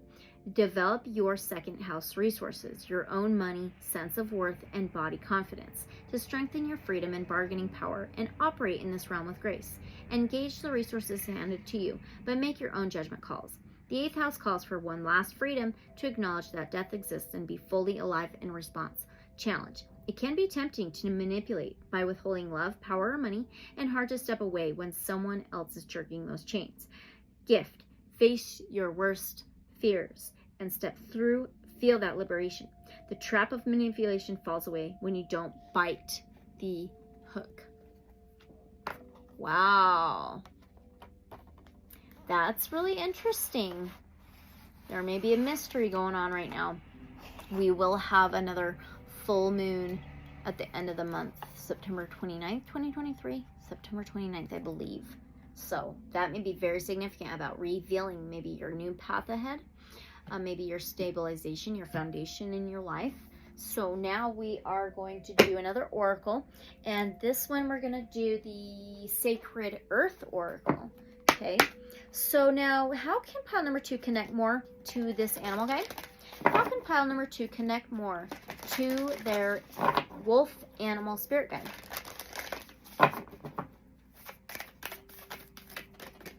How can pile number 2 connect more to their animal spirit guide, this wolf animal spirit guide?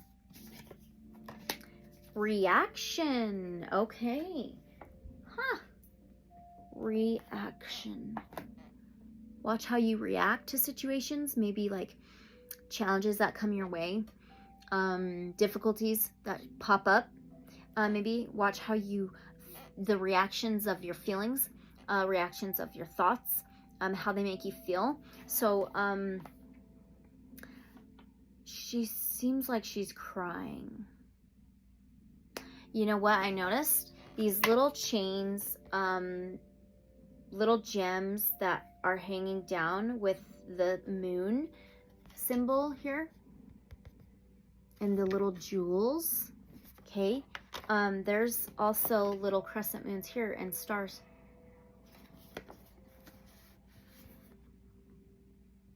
Very interesting. Okay, let's find this in the guidebook.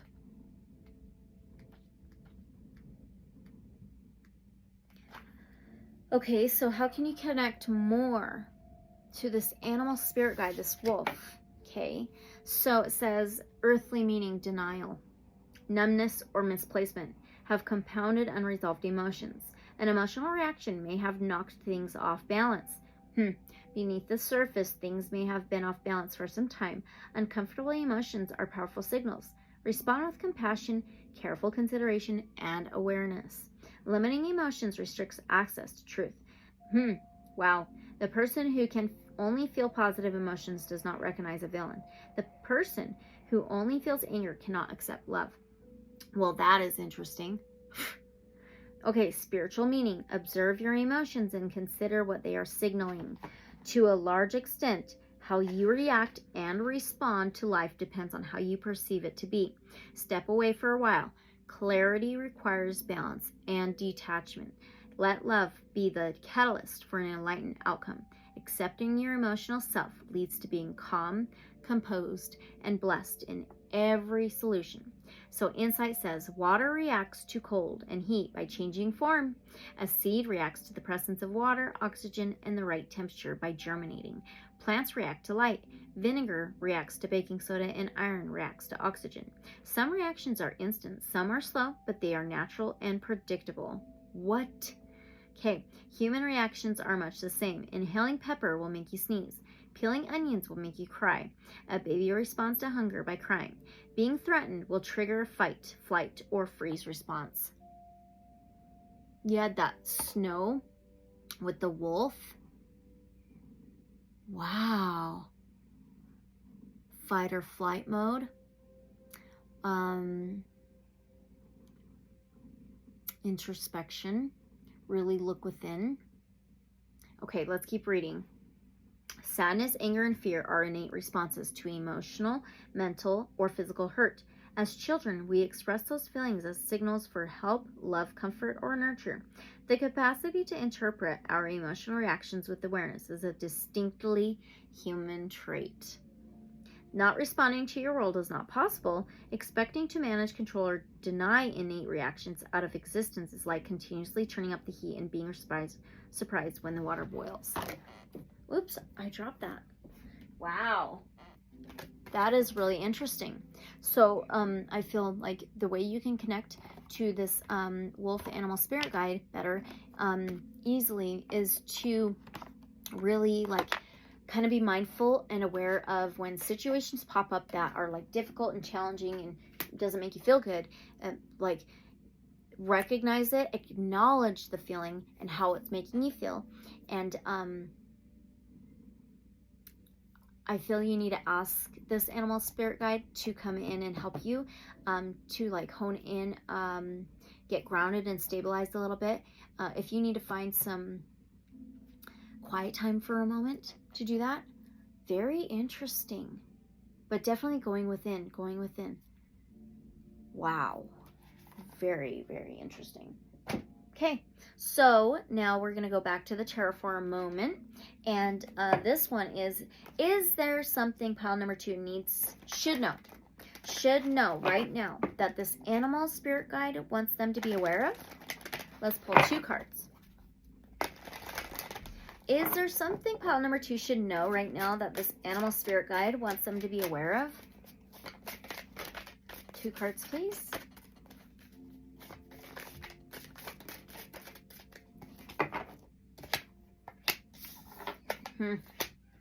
Okay.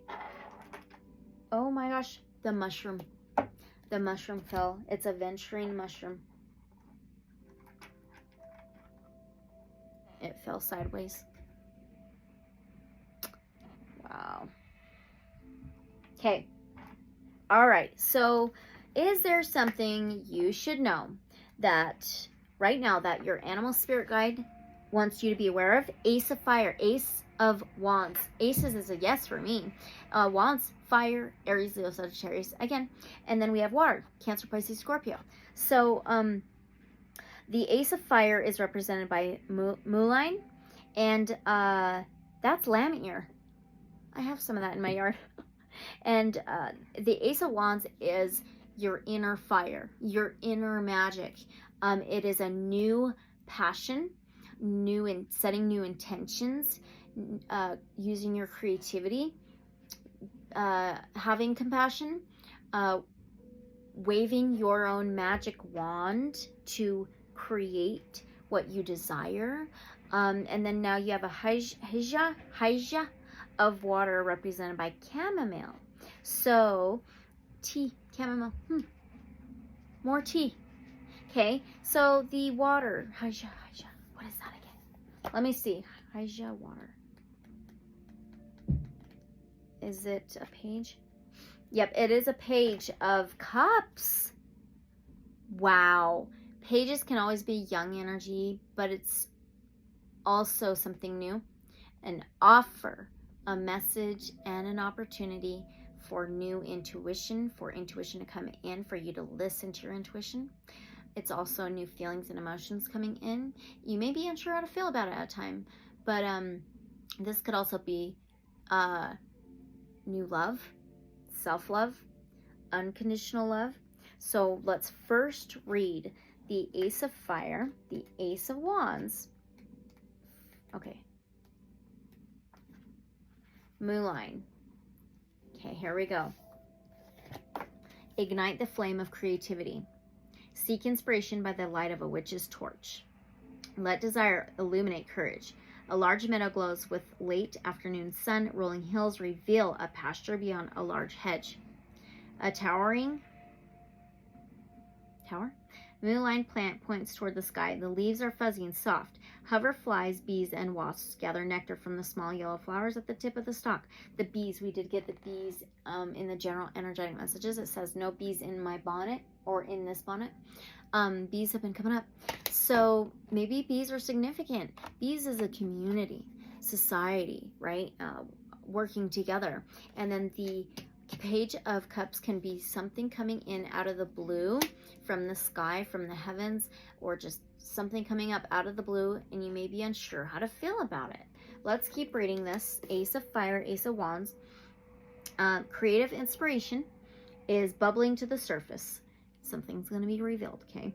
Pursue an ancient calling from spirit. Take action to magnify your magic. It is closer than you think.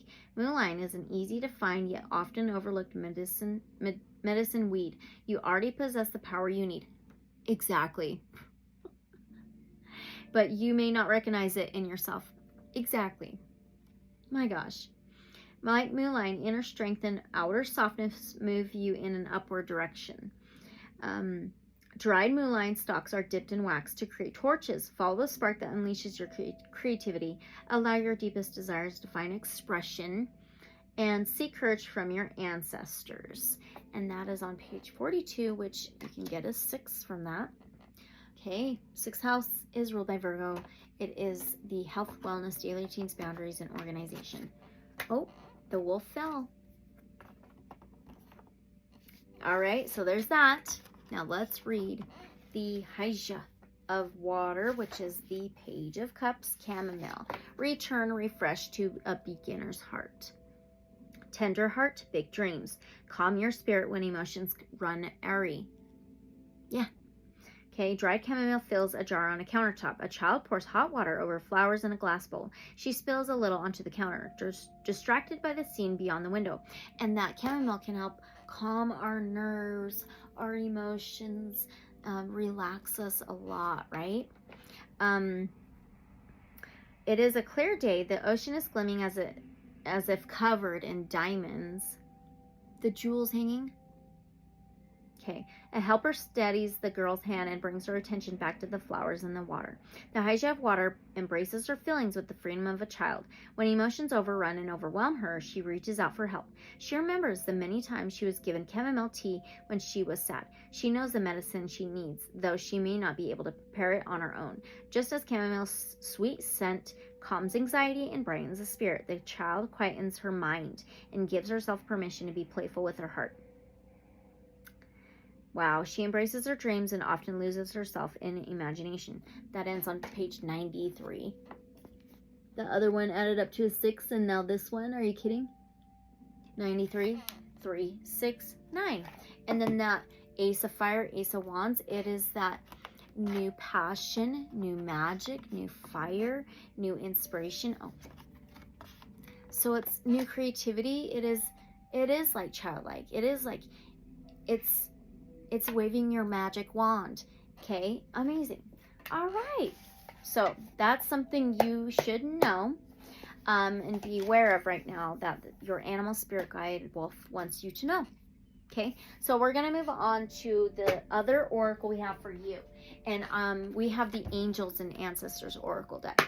Okay, so this is, what's the guidance from this animal spirit guide?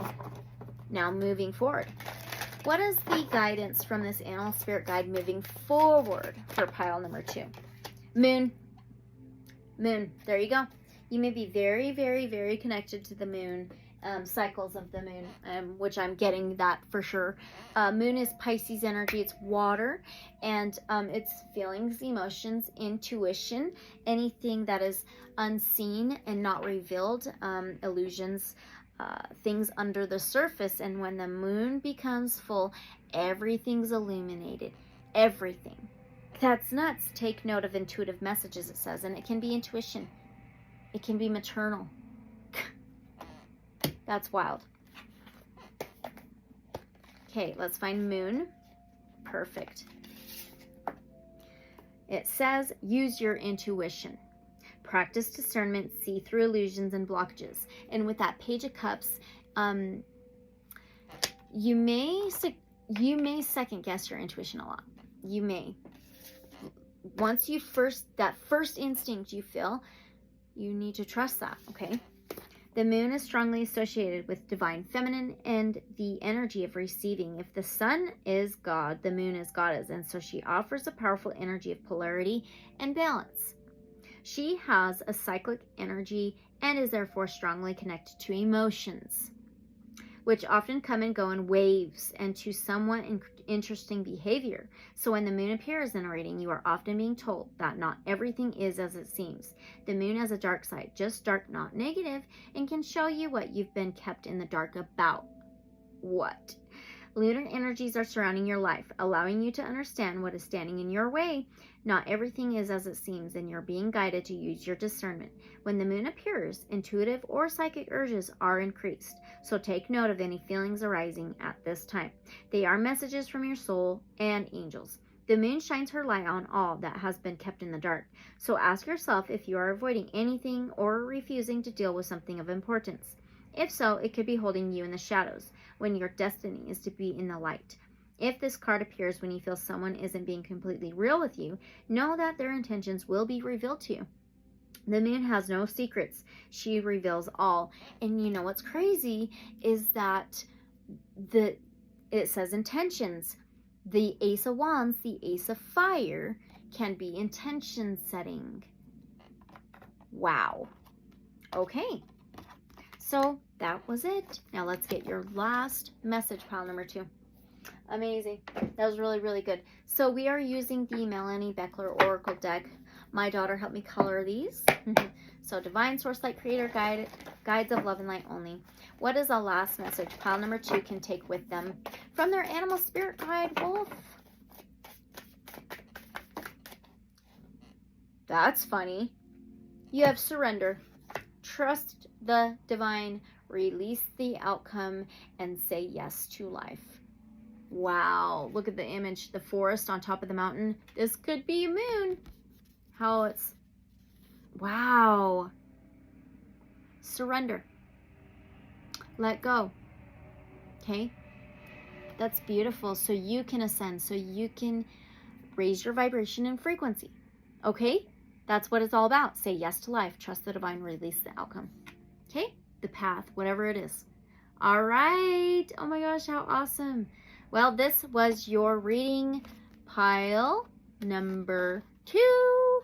And as always, though, take what resonates, leave whatever may not resonate, use your discernment. And don't forget to like, comment, subscribe, and share. I would love to know your thoughts on how this resonates in the comments below. You can always reach out to me at my email. It's in the description below. And let me know how it resonates there. Or even if you're interested in a free personal reading, reach out to me, all right? Thank you so much for being here. Unconditional love and light, so be it. And I'll see you guys in the next reading or video. Bye, pile number 2. Thanks. Welcome, pile number 3. You chose the clear double-pointed quartz crystal. Beautiful. Along with card number 11, Universe, Metatron, Wholeness, Commune with all life, Macro, Macrocosm. Oh my gosh, that is perfect with this clear quartz, isn't it? Card number 11. 11 may be significant to you guys in some way. 11 can be divine. It can be justice and balance, union, harmony, yin, yang, divine masculine, divine feminine, macrocosm, and 2 as well could be significant. The second house in astrology is ruled by Taurus. You could have Taurus in your chart very prominently, but Taurus rules the second house where it's like your earthly world, 3D earth reality, but this is universe. This is amazing. Metatron, you may want to look up Archangel Metatron. Oh my gosh, that's powerful. And wholeness, commune with all life. So this is, you are the universe. You are source. You are oneness. You are wholeness. Okay? You are part of it all. All right? That is so beautiful. This is setting the stage for your reading. And this is the Lemurian Starchild Oracle. So let's find this. They are in categories. And this one is in...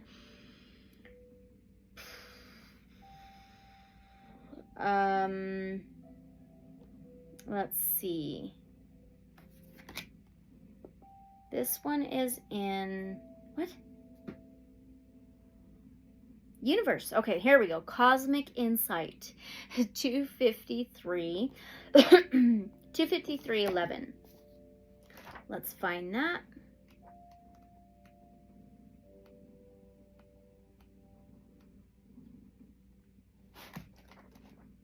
It's almost at the end. Okay, here we go. All right. So it says, Metatron, wholeness, commune with all life, microcosm, macrocosm, and freedom. It does say, Metatron shows me that everything is in divine order. It's also like divine timing, divine plan. I receive universal guidance and love. It says Metatron lets you see from a higher altitude to show that each being is supported, even if they feel small or limited in their human skin. Light codes, energies, and geometries are received by letting go of the magnetic mind with its polarized consciousness.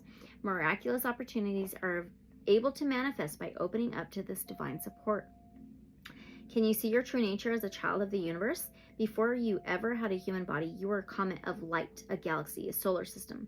The universe is alive with many beings. The many evolutionary stages that you went through might include crystals, birds, sea creatures, and mammals until you decided to incarnate as a human. Do you feel limited within your direct environment, your biological family, your friends, or colleagues? An angelic presence comes forward to show you much more, to show you the unlimited nature of your existence. Like clear quartz, we, your family of light, present to you today by the name of Metatron. If you perceive Metatron from a human perspective, then you might define this presence in a certain way. Do you see one being, several, male or female? We ask you to remain neutral and to connect to your multidimensional mind, because it is this ascension that allows you to truly receive your cosmic family. This clear quartz crown chakra. And look at this. Look at that image. Crown chakra, you are so connected infinitely. Like your crown chakra is opened, like very connected. Okay, do you feel short on linear time, space, or resources? To make a deeper connection with your multidimensional mind, we ask you to use your imagination. You have done this many times in Lemuria, and now we ask you to go there again. There's a story about a psychic in Lemuria, a true shaman. Who could see into the future. We ask you to put yourself in his skin to imagine that you are this being who has great powers of manifestation. You are in the temple of the sun to make a great prayer of abundance. You see the future that will become the history of the earth. But each time you see a war, each time you see violence, you pray deeply for its healing. For each old energy that has completed its journey on the old earth, you facilitate its dissolution by bringing it up to the sun, where it is brought back to its pristine state. Can you feel the power of your multidimensional mind, Lemurian Starchild? Use it with great integrity and flow, and you can reach many stars by communicating telepathically with many beings. Your guides will be with you, even if you don't feel their power yet. The presence of the universe will have a great influence on your life. Allow us to share sacred geometry with you now, tools that can help you ascend. Do you feel attracted to certain shapes, such as stars or pyramids? See those shapes before you now to anchor the Metatron energy within the cellular structure of your physical body. Do you feel floaty if you travel through the universe? Your body is becoming a conduit for this universal energy, so allow it to recalibrate. The sacred geometry of Metatron will bring in a strong physical structure. Let these words of Metatron sink into your whole being. Receive the love and support that is your birthright. Does it bring up memories of feeling unsupported in your life? The universe always supports you, even if you are missing support from humanity. Receive the gifts that the whole universe wants to give to you. There are many gifts. Some are physical and some are inner gifts like peace and joy. You are a citizen of the universe, and you are being asked to receive this. Let go of identifying yourself with a certain family, tribe, or country. See that these identifications are temporary and man-made. Do you see yourself as Lemurian or another spiritual category? Do not be limited by a title, even of Lemurian Starchild, because you belong to the universe. That is awesome. Wow. That is so beautiful. That's amazing. Okay, so now let's move on. We're going to pull from the Divine Animals Oracle deck and find out what animal, spirit animal, is guiding you during this time. Remember, this is timeless, okay? So Divine Source Light Creator, guides of love and light only. What animal spirit guide is coming in for our pile number 3? What animal? Whoa, that was so interesting. You have red fox. It says strategy. And it's a card number 3. 3 may be significant to you in some way, shape, or form. The third house in astrology is ruled by Gemini. You can have Gemini in your chart. prominently. We all have all those zodiac signs in our chart. Anyway, so it represents communication, transportation, journeys, and technology. But 3 can be mind, body, soul healing, maiden, mother, crone, life, death, rebirth. There's so many more. There's so many more. So that may be significant. It can be a cooperation. It can be teamwork. It can be support, working together. Okay, so let's read this. Red fox. Maybe foxes have been coming up in some way. There's a red umbrella. Fox. Okay, that's cool.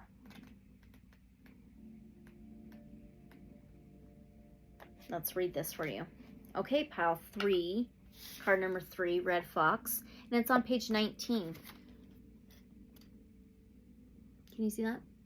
19 can be a 10. 10 is a fulfillment and completion, cycles, endings, and new beginnings, a journey, a travel, a circle of life. Or it could be reduced to a 1. 1 is a new beginning, new cycles, new journeys, right? So it says strategy. Work through a strategy to get what you want.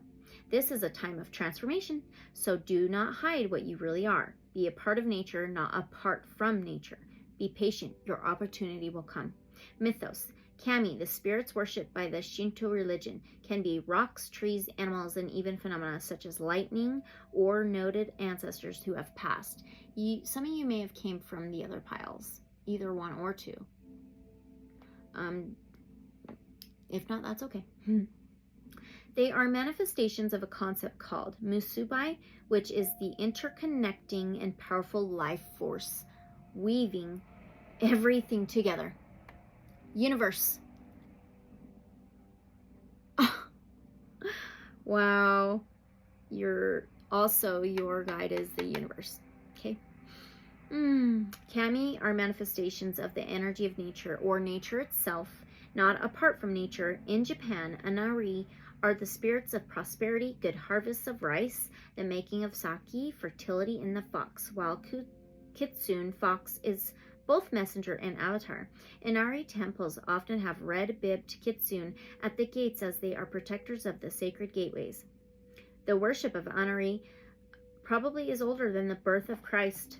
Wow. But the oldest temple found dates from around 700 AD. The fox, rice, sheaf, and a magical wish-fulfilling jewel are the symbols of the Inari and the kitsune, and those red votive bibs are given out of respect.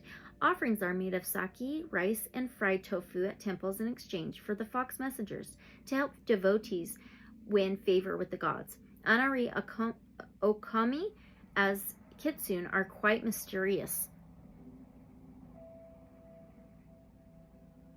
Okay, you may be connected to pile number 2 for sure. All right, you may want to watch it. It's up to you. In that they are said to be female, male, or androgynous and can embody both good and evil. Their mythos often involves shape-shifting as a way of teaching someone a lesson, and they must have strategies so they are not found out as kitsune. This is because while the kitsune can look very much like their target form, for instance a female human, they are still physically vulnerable, and certain beings can detect them. It is said that a kitsune as a woman must not pass mirrors because the mirror will pick up the tail of the fox. Also, all dogs can see the true form and break the spell, so no transformed kitsune must go anywhere near a canine. Whoa. As they have had a long association with human beings, foxes feature in mythos and storytelling in Western cultures, China, Russia, and in First Nations cultures of America and Canada and through the Arctic regions. Animal. There are 12 species of the Pulpes genus, and they are found on every continent except for Antarctica. They belong to the same family. Wow. Canidae as wolves and jackals, although many cultures view them as having a feline quality. Foxes have thick, soft, long fur that generally gets thicker as the climate gets colder. Humans have prized fox fur since ancient times and have hunted and bred foxes for this purpose. Their dominant senses are hearing and smell, although their eyesight is very good. Foxes are intelligent and are able to find their way around traps and nets. They are considered to be patient hunters, observing the comings and goings of their prey. It is possible this sense of these animals being It is possibly this sense of these animals being secretive and strategic that has fostered the idea of them being shapeshifters. After all, one may see a fox come or go, but rarely both. Foxes have adapted to urban life in some parts of the world as their habitat has shrunk, some being quite successful at this, although they are considered to be a pest. Sadly, fox hunting is legal in many countries such as the United Kingdom, America, France, and Italy. The magic. If you need some prosperity in your life, or you are wishing for a more connected relationship to the world on any level, universe, an honoree okami may be able to give you a strategy to assist. As the honoree and their kitsune is a living tradition, you can use modern Shinto ways to honor them, and if you are lucky enough, you can visit one of the kitsune temples in Japan. Fox magic is transformative, and foxes can help you find the best way to get through any puzzling or difficult situation. Symbology: bushy tail, 9 tails, red bib, almond-shaped eyes, woman with a tail. Status: some fox species are endangered or critically endangered, such as Darwin's fox. The red fox is listed as of least concern. Very interesting, huh? That ends on page 22. So, 2s may be significant. We talked about that second house, ruled by Taurus. Second house is the earthly world, your reality, your lifetime here, materialistic stuff, financial, things like that. So, the red fox, really interesting. Okay, so we're going to go on to some tarot. This is called the Spirit Song Tarot, okay? It's got a lot of like insects and animals in it. But anyway, Divine Source Light Creator Guides. Hold on. Divine Source Light Creator Guides of Love and Light only. What does this animal spirit guide want pile number 3 to know right now? What does this animal spirit guide want pile number 3 to know right now? Queen of Acorns. It looks like a deer. It is a deer.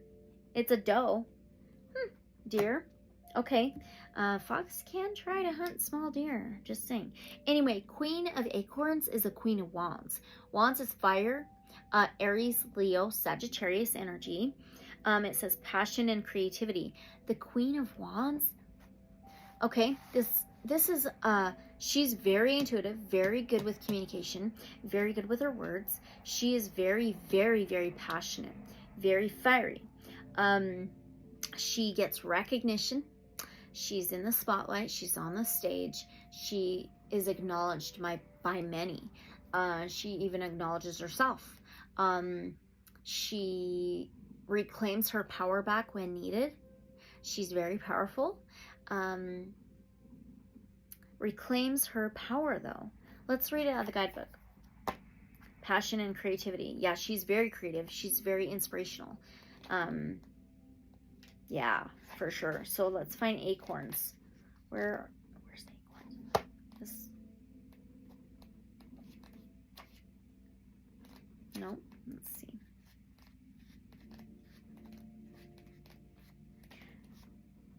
Okay, here we go. Deer, passion and creativity. Well, that's so interesting. Okay, what does this animal spirit guide want you to know? Pile number 3, this red fox. Vivacious and loving. Deer awakens the spark of life's fervor in those who are around her. In touch with the freshness of life, she's ruled by her heart's passion. She's wired by boundless energy, and her sensitive yet fiery nature will keep her standing up for what she believes in. A visionary, Deer wishes to help you awaken your strongest essence of self-discovery. By tapping into your creative energies, you will manifest your dreams. Be ever alert to divine insight. Answers, the guidance, the answers, the synchronicities, the messages are all around us at all freaking times. It's up to us to recognize it. Be creative with it, okay? Oh, awesome. Give yourself permission to radiate with self-confidence. May your spirit leap higher than it ever has before. Keywords: warmth, wisdom, passion, determination, honesty, innovation, leadership, intuition, and creativity. That's what this red fox wants you to know. You are that Queen of Wands, King of Wands, whatever you want to call it, okay? That's awesome. All right, so the next question I have is this a new animal spirit guide? Remember, this is timeless. Is this a new animal spirit guide for our pile number 3, this red fox?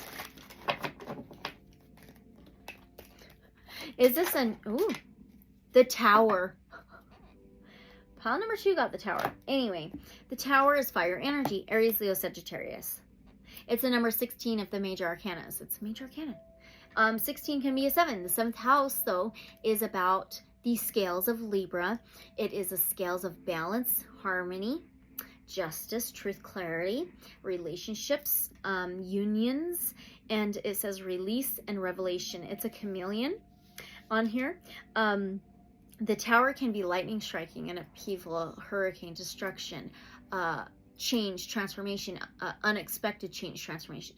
Also, crumbling of a faulty foundation so you can build a better, solid one. It's usually for the better, so we can have a better, solid foundation structure. And yeah, it's unexpected changes, unexpected transformations. This is unexpected. I feel like this is kind of newer for sure. Definitely. So let's read this out of the guidebook though. 16, I believe it's in the back. Maybe. No. Okay, no. All right, 16. It says, release and revelation. Message, chameleon is a shaman of adaptation. Seizing the power of cloaking, he changes color to blend with his shifting surroundings. Like the red fox, shapeshifter. Deer are pretty elusive as well. They're very quiet, light on their hooves. Okay, life is change, and you have the choice to either accept change or to resist it. By clinging to ideas that no longer work within the structure of your spiritual evolution, the winds of revelation will force you to go with the flow. Chameleon is here to help you shift the colors of your state of being. Red fox. Wow. Okay, setting you on the path to your highest truths. Relax, place trust in yourself, and release fear. By attuning yourself to the magic of chameleon, you become more receptive to the powers around you. Like the Queen of Wands, she uses her power. She waves her own, she holds her magic wand all the time.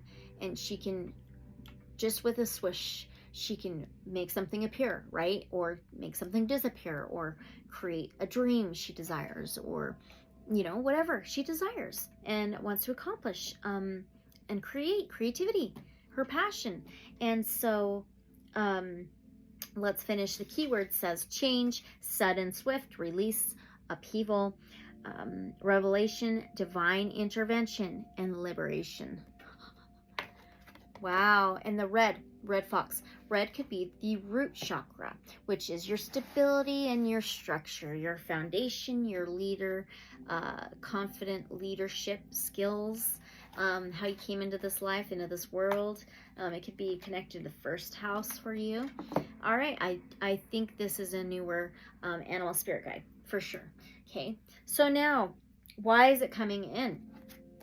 For guidance. Why is it coming in? Why is this animal spirit guide coming in for guidance for our pile number 3?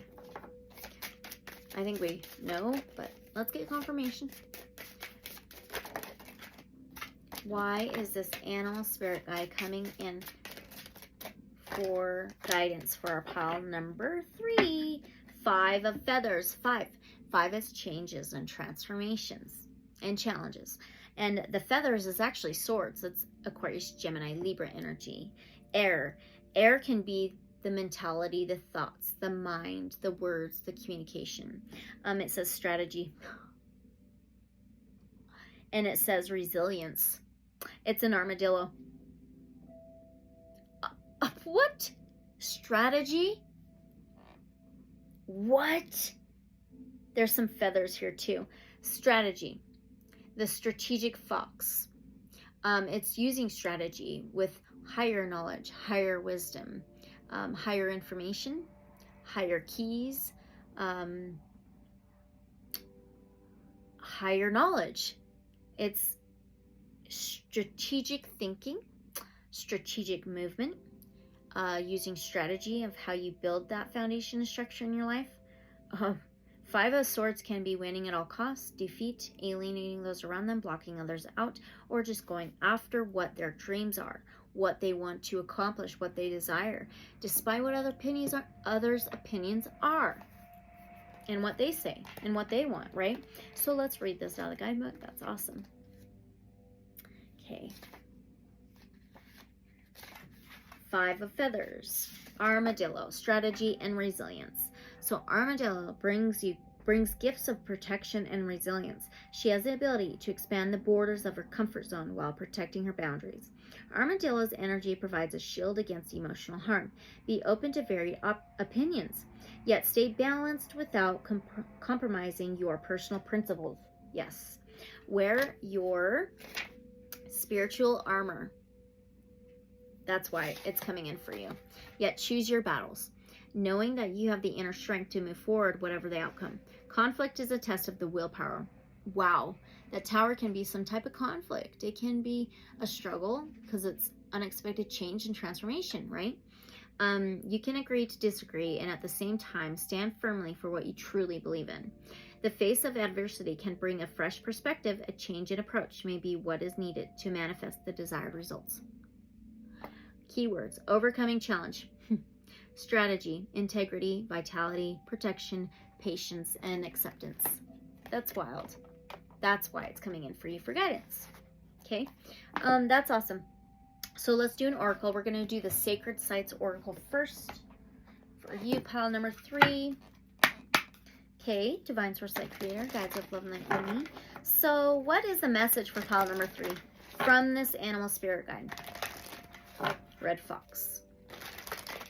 What is the message for pile number 3 from their animal spirit guide, Red Fox? Jerusalem. There's the Ark of the Covenant. Maybe that's significant to you in some way. There's a temple. There's a wall. That's a protection, right? So let's find out. Let's see. We got to go to the front. Jerusalem. Maybe that's been coming up a lot lately. Maybe you're going to hear that. Something about Jerusalem or something. Okay, Israel 118. 118 is a 10. 10 is success, completion, fulfillment, cycles, endings for new beginnings. So this is what the message is for you. Pile 3 from this animal spirit guide, Red Fox. So it says energy focuses reverence. The location, Israel. There's a lower world past. Focus on the symbol of the Star of David, the 6-pointed star that represents unity of opposing forces, the coming together of above and below, of the light and the dark. Wow, the card also shows Jews at the Wailing Wall, grieving for the temple destroyed over 2,000 years ago. Perhaps they are yearning for full connection with the power of their Lord. Wow. Is there something from your past that makes you weep? Is life now not all it once seemed? Are you unable to identify with the person you have become? To end the inner turmoil, to bring your opposing ideas into harmony, it is time to rediscover who you really are. This card reminds you that, in truth, nothing is lost. Its energy merely takes another form. Though 3 religions are in conflict over this one site, the energy of this land precedes them all and will be there long after they are gone. It is never diminished. The reverence you hold for what is lost will sustain you, even when that thing or person has passed from your life. Through your daily thoughts, meditations, or prayers, the energetic connection lives on. Universe. Now the middle world present says, Zion, as Jerusalem is also known, is the rock, the foundation on which many temples have been built, the place where, it is said, Moses placed the Ark of the Covenant and where Jesus preached. Didn't it say something about Christ? I swear, in the Lemurian Starchild Oracle. I swear it did. Maybe it was pile 2. Oh, I can't remember. Will you remind me if you did hear it in your reading? Okay. Anyway, I'm sure I'll watch this back. So it also says, it was also the destination of Muhammad's miraculous night journey or transportation from Mecca. This is now a place of pilgrimage for the Abrahamic faiths, fueling conflict. Wow. Where is the root of chaos in your life? You are being asked to peel back the layers of the religious, spiritual, and cultural beliefs that challenge your fundamental being, such as assumptions about who and how it is permissible to love and what you should wear.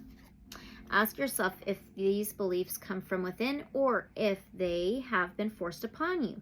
Do you enjoy and revere what you do or quietly fear it? Upper world is a potential future, okay? Feel the power emanating from the Ark of the Covenant. When the Israelites carried the Ark toward the Promised Land, the waters of the River Jordan parted and the walls of Jericho fell. The energy that emanated from the Ark was that of the Creator, the light and the power of the sun. When we realize that the life within us is to be revered, and so also the life within others too, then all conflict worldwide ceases to be acceptable. You are asked to stand strong and shine like the Queen of Fire, Queen of Wands, Queen of Acorns. Okay? Yep. And shine, not to hide in the shadows of ideas that limit life instead of enhancing it. Stand in the strength of your covenant with life itself and relish challenges and differences as opportunities to evolve rather than reasons to harbor hate, loathing, and arrogance. Ritual of the sun, it says. Sit in sunlight with eyes closed and say, source of passion, of fire and might. Dissolve any conflict with your immense light. Lend me your strength and be with me near, so I can become and live without fear. Feel yourself getting warmer. Absorb this energy and continue. Gracefully, I accept the power of you, of protection to assist in all that I do. Lend me courage and build strength in me. Assist my transcendence. I am now free. So now allow a single flame of sun energy to fill your base chakra, root chakra, your lowest energy center at the base of your spine, and expand up to your heart and throughout your body as the flame licks away. I think it's supposed to say flicks. Oh, what the heck? Licks away old hurts and wounds. Oh my gosh. Nope, it's supposed to say licks. That's crazy. The fox, the chameleon, maybe connect pile number 2 as well. Okay. Old hurts and wounds. These are replaced by a sacred glow. Now take a deep breath in as the glow ignites your sun energy. It rages through every part of your body, purging you of all negative influences. As the fire grows, it consumes the very essence of adversity, enabling you to stand strong and fearlessly step toward your goals. Yep, that's exactly on point. Seriously on point. Okay, so that's the message from your animal spirit guide, Red Fox. Was that a fly? Oh, turn a fly. Chameleon. Where's the chameleon when we need it? Okay, so now we have another oracle to do, and it's going to be the Earth Warriors Oracle. Okay, all right, for pile number 3. How can pile number 3 connect more to this animal spirit guide, Red Fox? How can pile number 3 connect more to this animal spirit guide, Red Fox? Their animal spirit guide, Red Fox. How can they connect more?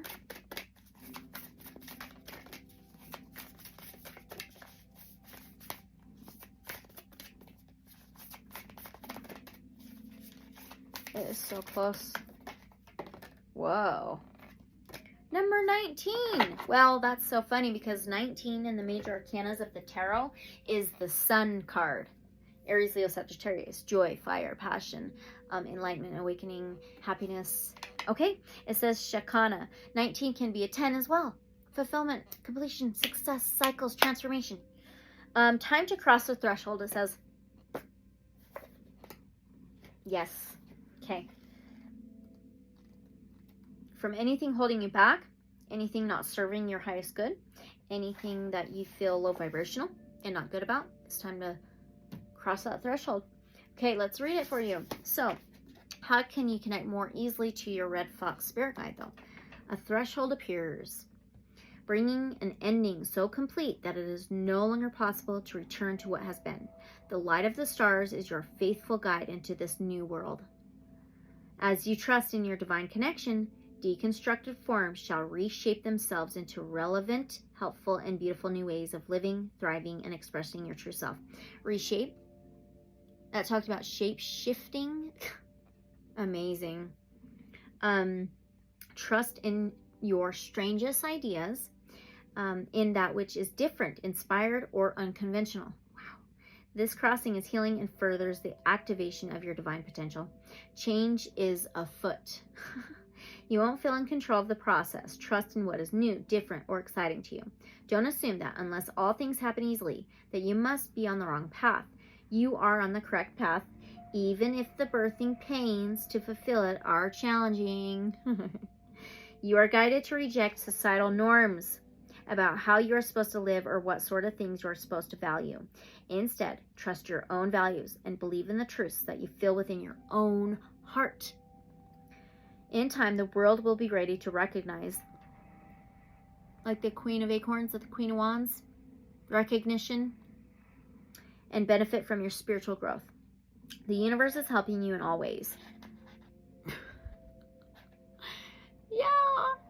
Oh my God. Including through correct timing. At the right moment, you will leave the past behind, enter the fullness of the present, and open to the brightness of your future. Bam. Let's read a bit on this spiritual guidance. Chicana refers to the multifaceted cross of the Incan tradition, steeped in rich multi-level meaning. It represents a dynamic interplay between the different dimensions of reality while supporting teachings of sacredness and right living. It recognizes the interconnection and influence of the underworld of death, the middle world of human life, and the divine world of the gods and a heavenly afterlife. It resonates deeply with soul knowledge that human existence is in spiritual intimacy with the greater workings of life and death, heavenly and earthly consciousness. The Oracle of Chicana comes as a portent of crossing a spiritual bridge between one world and another. The purpose of this crossing is to increase spiritual light within you and promote evolutionary revolution, a kind of healthy alchemy which cannot be undone. Chicana is an oracle of destiny, of events unfolding. Just trust in the events unfolding, even if they are challenging, okay? Wow. Okay, according to the greater movements of the heavens, this is a sign of a blessing that requires conscious human participation so that the loving will of the heavens can manifest in the world for the benefit of all. Through how you choose to live, think, and act, this sacred shift can benefit many lives, including your own. This oracle is a sign that destiny will meet with your efforts. The result of this sacred convergence shall be the fulfillment of an inner potential brought to life into the world. When your journey requires you to stand apart from the crowd, don't be afraid to embrace your outsider status and the freedom it bestows upon you to think differently and objectively analyze what isn't working with the clarity that comes with a more distant point of observation. Your unconventional views may cause discomfort to some at first, but it is of the good sort. This sort of discomfort can stimulate a healing crisis and a divine disruption that cracks faulty belief systems, making way for inspired innovation and radical improvement. It is through the failure of that which cannot take us where we need to go that new ideas can come to the fore. There is no need to fear things not working out as we had anticipated. It is often mistaken as the universe saying no, but it is really saying there's a better way. There will be those who lead humanity into the new world and those who try to hold on to the certainty of the familiar. You are part of the spiritual spearhead piercing through unhealthy paradigms. Do not be disheartened by an absence of support, nor by risk or the possibility that the birthing of your idea may take longer than you wished. Do not be concerned if most do not yet understand where you are coming from, or if resources are scarce at this time. Wow. While other more recognized or conventional viewpoints are granted more support, have faith, because once the time has come for the alternative view to take root and grow, the success shall be swift and far-reaching. Persevere and keep your faith that all matters will resolve according to a loving higher plan. Time is working in your favor, so don't resist it. This oracle comes with a divine promise. Ask questions. Sift and discern for true inner knowledge. Trust that your time shall come. It is all about faith and trust. Wow. That is amazing. Okay. Pile 3. Wow. So that's how you can connect more easily to your guide, universe, and Red Fox, your spirit guide. All right. Let's do tarot again. This one, is there anything pile number 3 should know right now that this animal spirit guide wants them to be aware of? Is there anything pile number 3 should know right now that this animal spirit guide wants them to be aware of? One more, please. Wow, now you have a 5 of acorns, the 5 of wands. 5 changes, transformations, challenges. Acorns, wands, fire, Aries, Leo, Sagittarius. And the 5 of wands can be battle, war, argument, tug of war, conflict, inner conflict, a struggle. And it says challenge, but growth. Okay. And it's a cougar, I think, or mountain lion. And then now you have the major arcana number 6, love, which is the lovers, Gemini energy. Gemini rules that 3rd house of communication, transportation, journeys, and technology. It says choice and trust. And this is a relationship, a balance, harmony, union, the scales. It can be a choice. Okay. Let's read these out of the guidebook. But you may feel a difficulty in making a choice. You may feel a challenge in a relationship during this time. But let's read these. So we need acorns, which is the wands. Where's acorns? Where's acorns? There we go. 5 of acorns. Okay. This is the leopard. Ooh. Okay. That's awesome. Challenge and growth. We grow from challenges, right? Okay, graceful leopard is a problem solver, and she utilizes her shape-shifting, it says. Abilities to enhance her personal power. Oh my gosh. She's here to help you shift into your own innate power so that you may pursue your goals with passion and fight for what you believe in, and for balance and love and harmony and truth and clarity and trust. That's awesome. In the midst of conflict, do not allow opposition to keep you from moving ahead in your endeavor. By the same token, be open to the views of others. Oh my gosh. And don't be afraid to ask questions in order to clarify a situation. What? Wow. Oh my gosh. With challenge comes spiritual growth. As you weather the storm, focus on new strategies and seek deeper clarity and truth. Trust in yourself and defend your belief structures. Contend with the matter in the spirit of action and in the knowingness that challenges will be overcome. I cannot believe that. That is nuts. It says the same freaking thing. Oh my gosh. Okay, let's read the lovers. It says love. Wolf.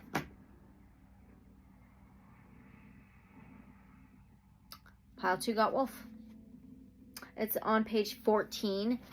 14, major arcana in the tarot. The 14 is temperance. Can you see that? Temperance is balance of black and white, yin yang, celebration, divine timing, angel guidance, guidance from above, and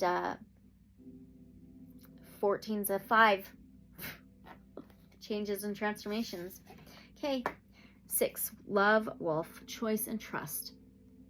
The fiercely loyal wolf walks through life with confidence and endurance. He brings faith and intuition to all forms of love, communicative and affectionate. Wolf trusts in the power of love and in the bonds of companionship.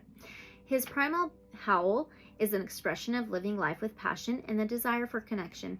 He finds strength in unity while also maintaining his independence. Wolf lends his discipline and harmony in relationship building and decision making. He urges you to sing the song of your heart's essence. Tune into your inner voice for guidance. Through this, you will access the wisdom needed in making the best choices. Keywords: choice, trust, commitment, devotion, passion, companionship, harmony, and divine connection. There's nothing more I can say. That is just perfect. Same messages. That's beautiful. Okay. All right. So now we need to do your other oracle, the higher self oracle. And then we'll do another short one after that. All right. Divine source light creator, guides of love and light only. So what's the guidance from this animal spirit guide moving forward now? Now moving forward. What is the guidance from this animal spirit guide for pile number 3 moving forward? Perspective. Ooh, this is so cool. There's 3 of the same people. There's conscious, subconscious, and higher self. Look what's on the bottom. Strength. That's amazing. So that 3, your pile 3, that 3rd house is ruled by Gemini. You did get the Gemini card, the Lovers. It is communication, transportation, journeys, and technology. 3 can be mind, body, soul healing, maiden, mother, crone, life, death, rebirth, like incarnations, support, cooperation, teamwork. This is so cool. Oh my gosh. It says perspective, subconscious, conscious, and higher self. Oh my God. So awesome. Okay, so this is the guidance moving forward with this animal spirit guide for you, pile 3. So first of all, let me read this part. It is said by Marcus Aurelius. Everything we hear is an opinion, not a fact. More opinions. Everything we see is perspective, not the truth. Now from the Higher Self Oracle, it says, a change in perspective is needed when this card crosses your path. The energy of this card indicates that you are thinking negatively about a person or a situation. Your higher self is asking you to shift your attitude, point of view, and outlook about a person or situation. Remember that your current perspective is shaped by your subconscious mind. You shape your own reality by your thoughts. Wow. Or upbringing, environment, past experiences, and beliefs. All these affect your conscious mind or how you can now see and understand people, places, events, and even yourself. By realizing this, you are being asked to step back and acknowledge that these factors limit your ability to fully know the motivations of another individual and even to fully understand why a particular situation has occurred.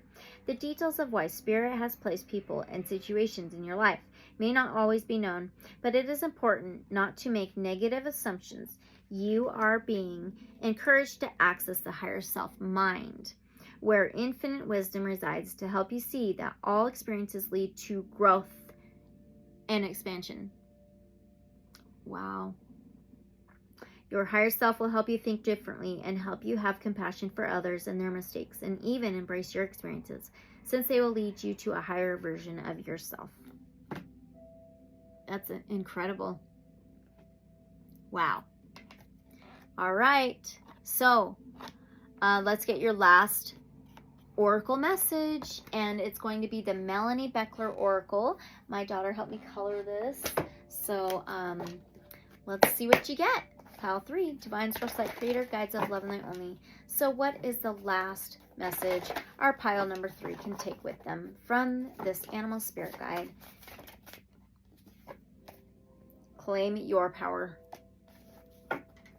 Cultivate willpower. Take inspired action. You've got this. That's wild. Isn't that amazing? You gotta be kidding me. All right, pile 3. Well, this was your reading, okay? But please, always, always, always just take what resonates. Leave whatever may not resonate. Use your discernment, okay? And I appreciate you guys so much for being here. Thank you, thank you, thank you. Don't forget to like, comment, subscribe, and share. I would so love to know how this resonates for you in the comments below, or if you want to reach out in my email, it's in the description below. Even if you're interested in a free personal reading, go ahead and reach out, all right? Thank you guys so much. Unconditional love and light. So be it. And I'll see you guys in the next reading or video. Thank you so much, Pal 3. Bye.